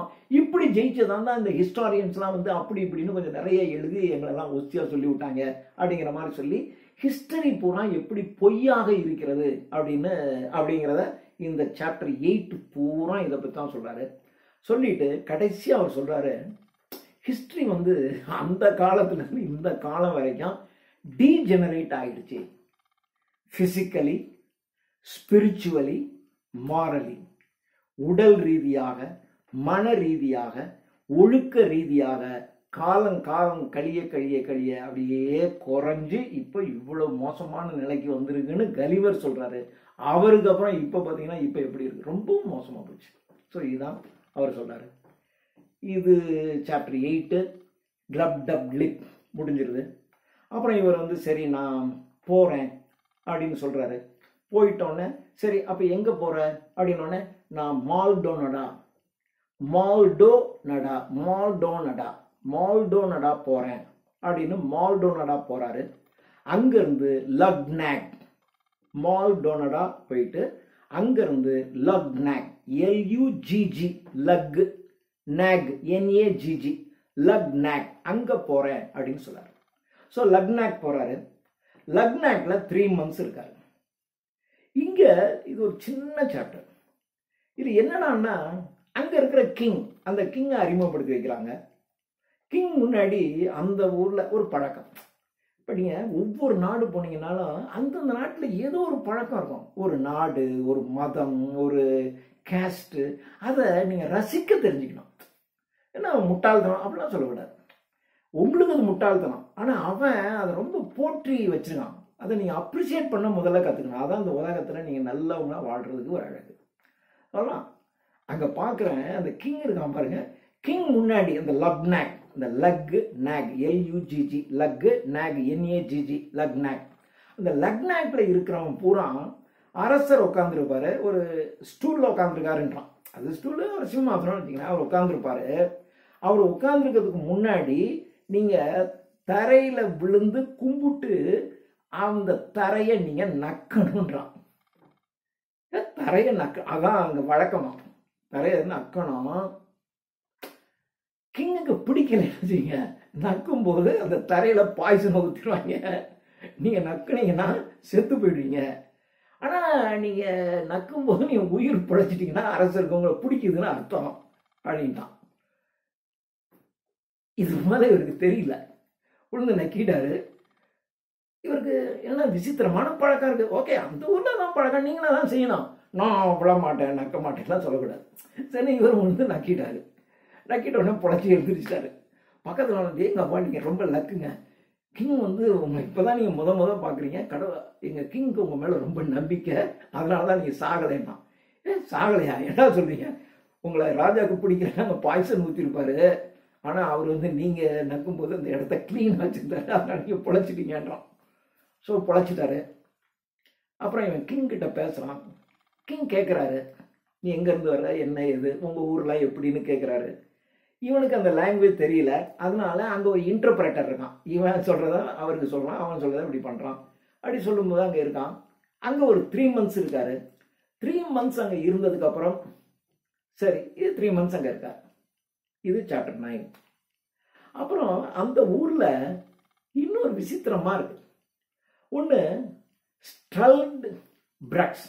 ஸ்ட்ரல்ட் BRICS, STRULD, STRULD, ஸ்ட்ரல்ட் BRICS, BRUGGS, ஸ்ட்ரல்ட் BRICS, STRULD BRUGGS, ஸ்ட்ரல்ட் BRICS அப்படின்னா அந்த ஊர்ல சிலர் இருக்கான்.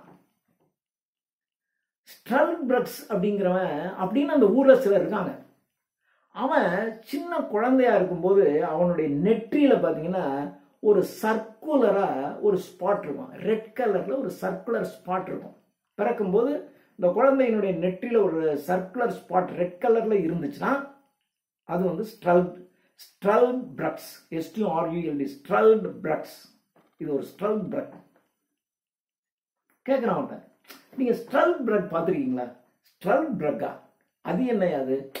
அதாவது ஸ்ட்ரல்ட் பிரக் அப்படிங்கிறவங்க இம்மார்டல் பீப்புள். இந்த உலகத்திலேயே அவங்களுக்கு சாவு கிடையாது. அந்த மாதிரி ஆட்கள் எங்க நாட்டில் இருக்காங்க, அவங்களுக்கு தெரிய மாட்டோம்.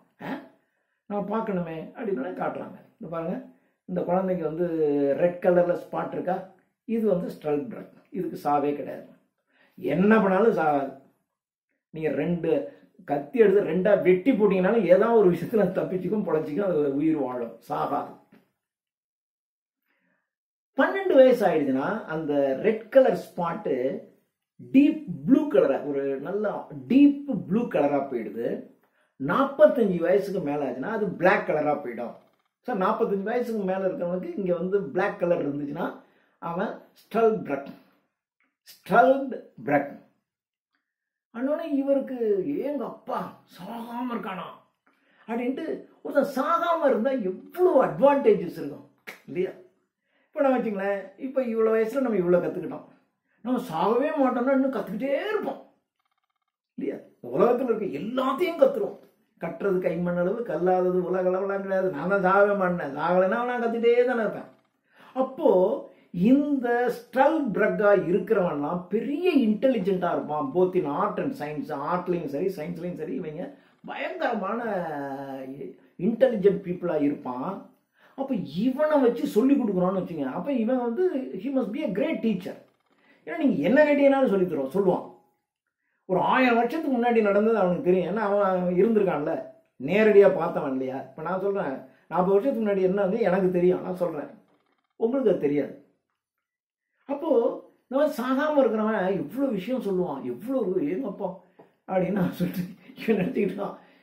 இந்த மாதிரி சாகாமல் இருக்கிறதுனால எவ்வளோ அட்வான்டேஜஸ் இவனுக்கெல்லாம் இருக்குது. கிட்டத்தட்ட ஒரு 1000 பேர் அந்த இதில் வந்து தீவில் அப்படி இருக்காங்க, ஸ்ட்ரல்ட் பிரக்ஸாக இருக்காங்க. எவ்வளோ அட்வான்டேஜஸாக இருக்குது அப்படின்னு நினச்சிக்கிட்டு இருக்காங்க. அப்புறம் அந்த ஸ்ட்ரல்ட் பிரக்கை கூப்பிட்டு கேட்கலாம், நீங்கள் ரொம்ப லக்கிங்க.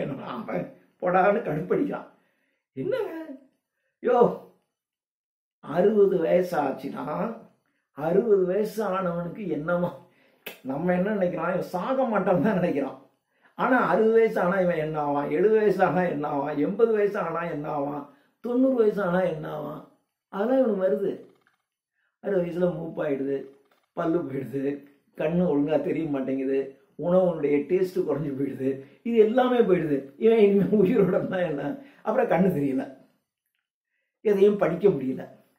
அப்புறம் இவனுக்கு என்ன நாலேஜ் இருக்கும்? கண்ணும் தெரியாது, எதையும் படிக்கவும் முடியாது. 70-80 வயசுல இவனுக்கு ஒண்ணுமே இல்லாமல் போயிட்டான், ஆனா உயிரோட இருக்கான். சொல்றான் என்ன இருக்கு? இன்னொருத்தன் சொல்லிட்டான், யோ நீங்க நான் லாங்குவேஜ் சேஞ்ச் ஆகிட்டே இருக்கு இல்லை? இப்போ நம்ம பார்க்குறோம் ஹிஸ்ட்ரி ஆஃப் இங்கிலீஷ் லாங்குவேஜில் பார்க்குறோம், old English, middle English, modern English. இப்போ மாடர்ன் இங்கிலீஷ் ஓடிக்கிட்டு இருக்கு. இப்போ மாடர்ன் இங்கிலீஷ் பீரியடில் நான் வந்து இந்த ஓல்டு இங்கிலீஷில் பேசுகிறேன்னு வச்சுங்களேன். இப்போ அந்த புக் ஆஃப் டச்சஸ் பூரா பார்த்தீங்கன்னா அந்த இங்கிலீஷ் வந்து ஒரு மாதிரி இங்கிலீஷாக இருக்குது. அதனால தான் எனக்கு ஒரு டவுட், அது எப்படா சொல்கிறது, லைன் பை லைன் சொல்கிறதா அல்லது சம்மரைஸ் பண்ணி சொல்லிடுறதான்னு நான் அதில் யோசனை பண்ணிக்கிட்டே அதை பெண்டிங்கில் போட்டு வச்சுருக்கேன். ஏன்னா அந்த இங்கிலீஷ் லைன் பை நான் வச்சுக்கிட்டு நடத்தினா அதை ப்ரொனவுன்ஸ் பண்ணாவே உங்களுக்கு புரிய முடியாது, கஷ்டமாக இருக்கும். என்னடா பண்ணுறதுன்னு தெரியல. அவன் சொல்கிறான், லாங்குவேஜ் மாறிக்கிட்டே இருக்குது, நாங்கள் எங்களால் புதுசாக படிக்க முடியாது, வயசாகிட்டே 80 வயசாகுது, 90 வயசாகுது, 100 வயசாகுது, பேச முடியாது, பார்க்க முடியாது, படிக்க முடியாது, எதுவுமே இல்லை. ஆனால் எனக்கு தெரிஞ்சது தான் நான் பேசுவேன். 2 தலைமுறை 3 தலைமுறை ஆகிடுது, லாங்குவேஜ்லாம் மாறி போகுது. இப்போ இருக்கிறவன் லாங்குவேஜ் வேறு மாதிரி பேசுகிறான், நான் அந்த லாங்குவேஜில் பேசுகிறேன். அப்போ நான் அந்த லாங்குவேஜில் பேசுனா அவன் என்ன நினைக்கிறான், இவன் ஏதோ ஃபாரின்லேருந்து வந்துட்டான், என்ன இந்த நாட்டுக்காரனோட ஒத்துக்க மாட்டேங்கிறாயா, நான் ஃபாரின்லேருந்து வந்தவன்னு நினைக்கிறான். இது ஒரு இது தேவையா? இப்படி நான் சாகாமல் இருக்கிறது தேவையா? செத்தா போதுன்னு நினைக்கிறேன். ஆனால் ஐ ஆம் அ லிவிங் டெத், நான் உயிருடன் வாழ்ந்து கொண்டிருக்கின்ற ஒரு சாவு, எனக்கு இது தேவையா அப்படின்னு சொல்கிறான். இன்னொன்று, இந்த பசங்க பூரா எப்படி இருக்கான்னா 80 வயசு, 90 வயசு, 100 வயசு, 110 வயசு. அப்போ அந்த உடலில் இருக்கக்கூடிய அழகு எல்லாம் போய் அப்படியே நகம், கை, காலெல்லாம் அப்படியே ஒரு மாதிரி போயிடுச்சு. ஒரு மாதிரி போய் உலகத்தில் பேய் மாதிரியும் வந்துட்டுலாம். இப்போ இந்த வீட்டில் ஒரு ஓல்டு பீப்புள் இருக்கான், திடீர்னு நான் வர்றான்னு வச்சிங்களேன், ஒரு பிசாது உள்ளேருந்து வர்ற மாதிரி இருக்கும். ஒரு ஒரு ஒரு ஓல்டு பீப்புள் வந்தால் ஒரு ரெஸ்பெக்டடாக இருக்கணும்ல, இவன் பேய் மாதிரி வந்து நின்னாங்க என்ன ஆகும், அந்த வீட்டில் இருக்கவனே பயந்துருவான். அது மாதிரி இருக்குது அப்படின்னு சொல்லிட்டு, சே நாங்கள் செத்து இருந்தால் பரவாயில்ல அப்படின்னு சொல்லிட்டு அவன் சொல்கிறான். கடைசியில் இதில் ஒரு மாரல் சொல்கிறாரு சாப்டர் 10ல், don't afraid of death, you should not afraid of death, you should welcome death. சாவுக்கு நாம் பயப்படக்கூடாது, சாவை நாம் வரவேற்க வேண்டும் என்று இந்த சாப்டர் 10ல் சொல்கிறாரு. இதுவும் சின்ன சாப்டர் தான். அடுத்தது சாப்டர் 11, ஒன்றும் ஒரு ஊருக்கு போயிடுறாரு. இப்போ ஒரு லக்னாக்ல இருக்காரு. லக்னாக்ல இருந்து இப்போ ஜப்பானுக்கு போறாரு. லக்னாக்ல இருந்து ஜப்பானுக்கு போன உடனே ஜப்பான்ல இவர் தன்னை வந்து ஒரு டச்சுக்காரன் சொல்லிடுறாரு. டச்சுக்காரன் அப்படின்னு சொல்லிடுறாரு. டச்சுக்காரன் அங்க ஜப்பான்ல என்ன பழக்கம் அப்படின்னா, இந்த டச்சுக்காரர்கள் என்ன பண்ணுவாங்க அப்படின்னா, அங்க ஒரு செரிமனி ஒன்று இருக்கு. அந்த செரிமனியில ஹாலண்ட்ல இருக்காங்கல்ல, ஹாலண்டுக்காரன் வந்தா டச்சுக்காரன் அவனை காலாலேயே மிதிச்சு அவனை குரூசிஃபை பண்ணிடுவான். குரூசிஃபை பண்ணிடுவான்னா சிலுவையில் அரைஞ்சிடும். டச்சுக்காரன் ஹாலண்ட்காரனை காலால் மிதிச்சு குரூசிஃபை பண்ணணும். அதுதான் ஒரு செரிமனி அங்க. ஹாலண்ட்காரனை பார்த்தா இவன் ஜப்பான்ல போய் டச்சுக்காரன் சொல்லிட்டான். ஒரு ஹாலண்ட்காரன் வர்றான், கிங் கூப்பிடுறாரு, இவனை டிராம்பிள் பண்ணி குரூசிஃபை பண்ணுங்கிறாரு. இவனை காலால் மிதிச்சு குரூசிஃபை பண்ணுங்கிறாரு. இவன் சொல்லிட்டான், நோ நான் செய்ய முடியாதுன்ட்டான். அரசருக்கு டவுட் வந்துருச்சு, ஆர் யூ ரியலி டச் அப்படிங்கிறான். Yes I am Dutch, but I don't like to do it, எனக்கு இன்னொருத்தரை கொல்றதுல எனக்கு சம்மதம் இல்லை அப்படின்னு சொல்றாரு. இப்போதான் நான் அந்த ஃபர்ஸ்ட் சாப்டர்ல சொன்னேன், அந்த 2 அந்த ஸ்பை ஷிப்ல இருந்து வந்தாங்க இல்லையா, அந்த பைரேட் ஷிப்ஸ், அதில் ஒரு டச்சுக்காரன் வந்தான். அந்த டச்சுக்காரன் தான் வந்து இவனை கொல்றா அப்படின்னு சொன்னான் இல்லையா. இந்த டச்சுக்காரனும் அந்த ஹேபிட் இருக்கு. அதை தான் இதெல்லாம் கடைசி சாப்டர்லையும் அதே தான் வருது. டச்சுக்காரன் அப்படி நான் கொன்னுடுவான், ஹாலண்ட்காரனை கொல்லணும். இவன் கொல்ல மாட்டேன்னு சொல்லுவாரு. கொல்ல மாட்டேன்னு சொன்னோன்னே அந்த கிங்க்கு சந்தேகம் வருது. சந்தேகம் வந்தோடனே கேட்குறாரு, இல்லை நான் டச்சு தான், ஆனால் நான் கொல்லலை, எனக்கு விருப்பம் இல்லைன்றான். சரி கிங் வந்து ஓகே யூ ஆர் எக்ஸம்டட்ன்றாரு. எக்ஸம்ட்னு பண்ணிடுறாங்க. இப்போது இவருடைய ஷிப்புக்காக வெயிட் பண்ணுறாங்க. வெயிட் பண்ண உடனே ஒரு ஷிப்பு வருது. அது டச்சுக்காரங்க ஷிப்பு. டச்சுக்காரங்க ஷிப்புனோடனே இவர் ஏற்றிடுறாரு. சரி நீ இந்த ஷிப்பில் ஏறி உன்னுடைய நாட்டுக்கு போ அப்படின்றாரு. ஷிப்பில் ஏறும்போது கிங் கூப்பிட்டு சொல்கிறாரு, நீ இந்த செரிமனியிலிருந்து நீ எக்ஸாம் பண்ணப்பட்டிருக்கங்கிற விஷயத்த அவன் என்ன சொல்லிடாத. உடனே அவன் அங்கே ஒன்றை கொண்டுடுவானுங்க. அதனால் நீ இந்த செரிமனியில் பார்ட்டிசிபேட் பண்ணி ஹாலண்டுக்காரனை டிராம்பிள் பண்ணி அவனை மிதித்து நீ குரூசிஃபை பண்ணுனேன்னு நீ சொன்னேன்னா தான் உயிர் பிழைப்பாய். நீ அவன்கிட்ட போய் நான் உண்மையை சொல்கிறேன்னு எனக்கு அது பிடிக்கலைன்னு அதை செய்யலைங்கிற விஷயத்த நீ அவன்கிட்ட பேசிடாத அப்படின்னு கிங் வந்து அட்வைஸ் பண்ணி அந்த டச்சுக்காரனுடைய ஷிப்பில் ஏற்றி அனுப்புகிறாரு. இப்போ அந்த ஷிப் போகுது. அந்த ஷிப் போய் ஆம்ஸ்டர்டாம் போகுது. ஆம்ஸ்டர்டாம் போய் அங்கேருந்து இங்கிலாந்து போகுது. இங்கிலாந்து போய் நம்முடைய கலிவர் அவருடைய இருப்பிடத்திற்கு போய் சேர்ந்து விட்டார். இது வாயேஜ் 3. இன்னும் ஒரே ஒரு வாயேஜ் டு ஹூம்ஸ். இது அப்படின்னா குதிரை கணக்கிறது. இதுதான் இது அடுத்த வாயேஜ் நெக்ஸ்ட் வீடியோவில் பார்க்கலாம். தேங்க்யூ.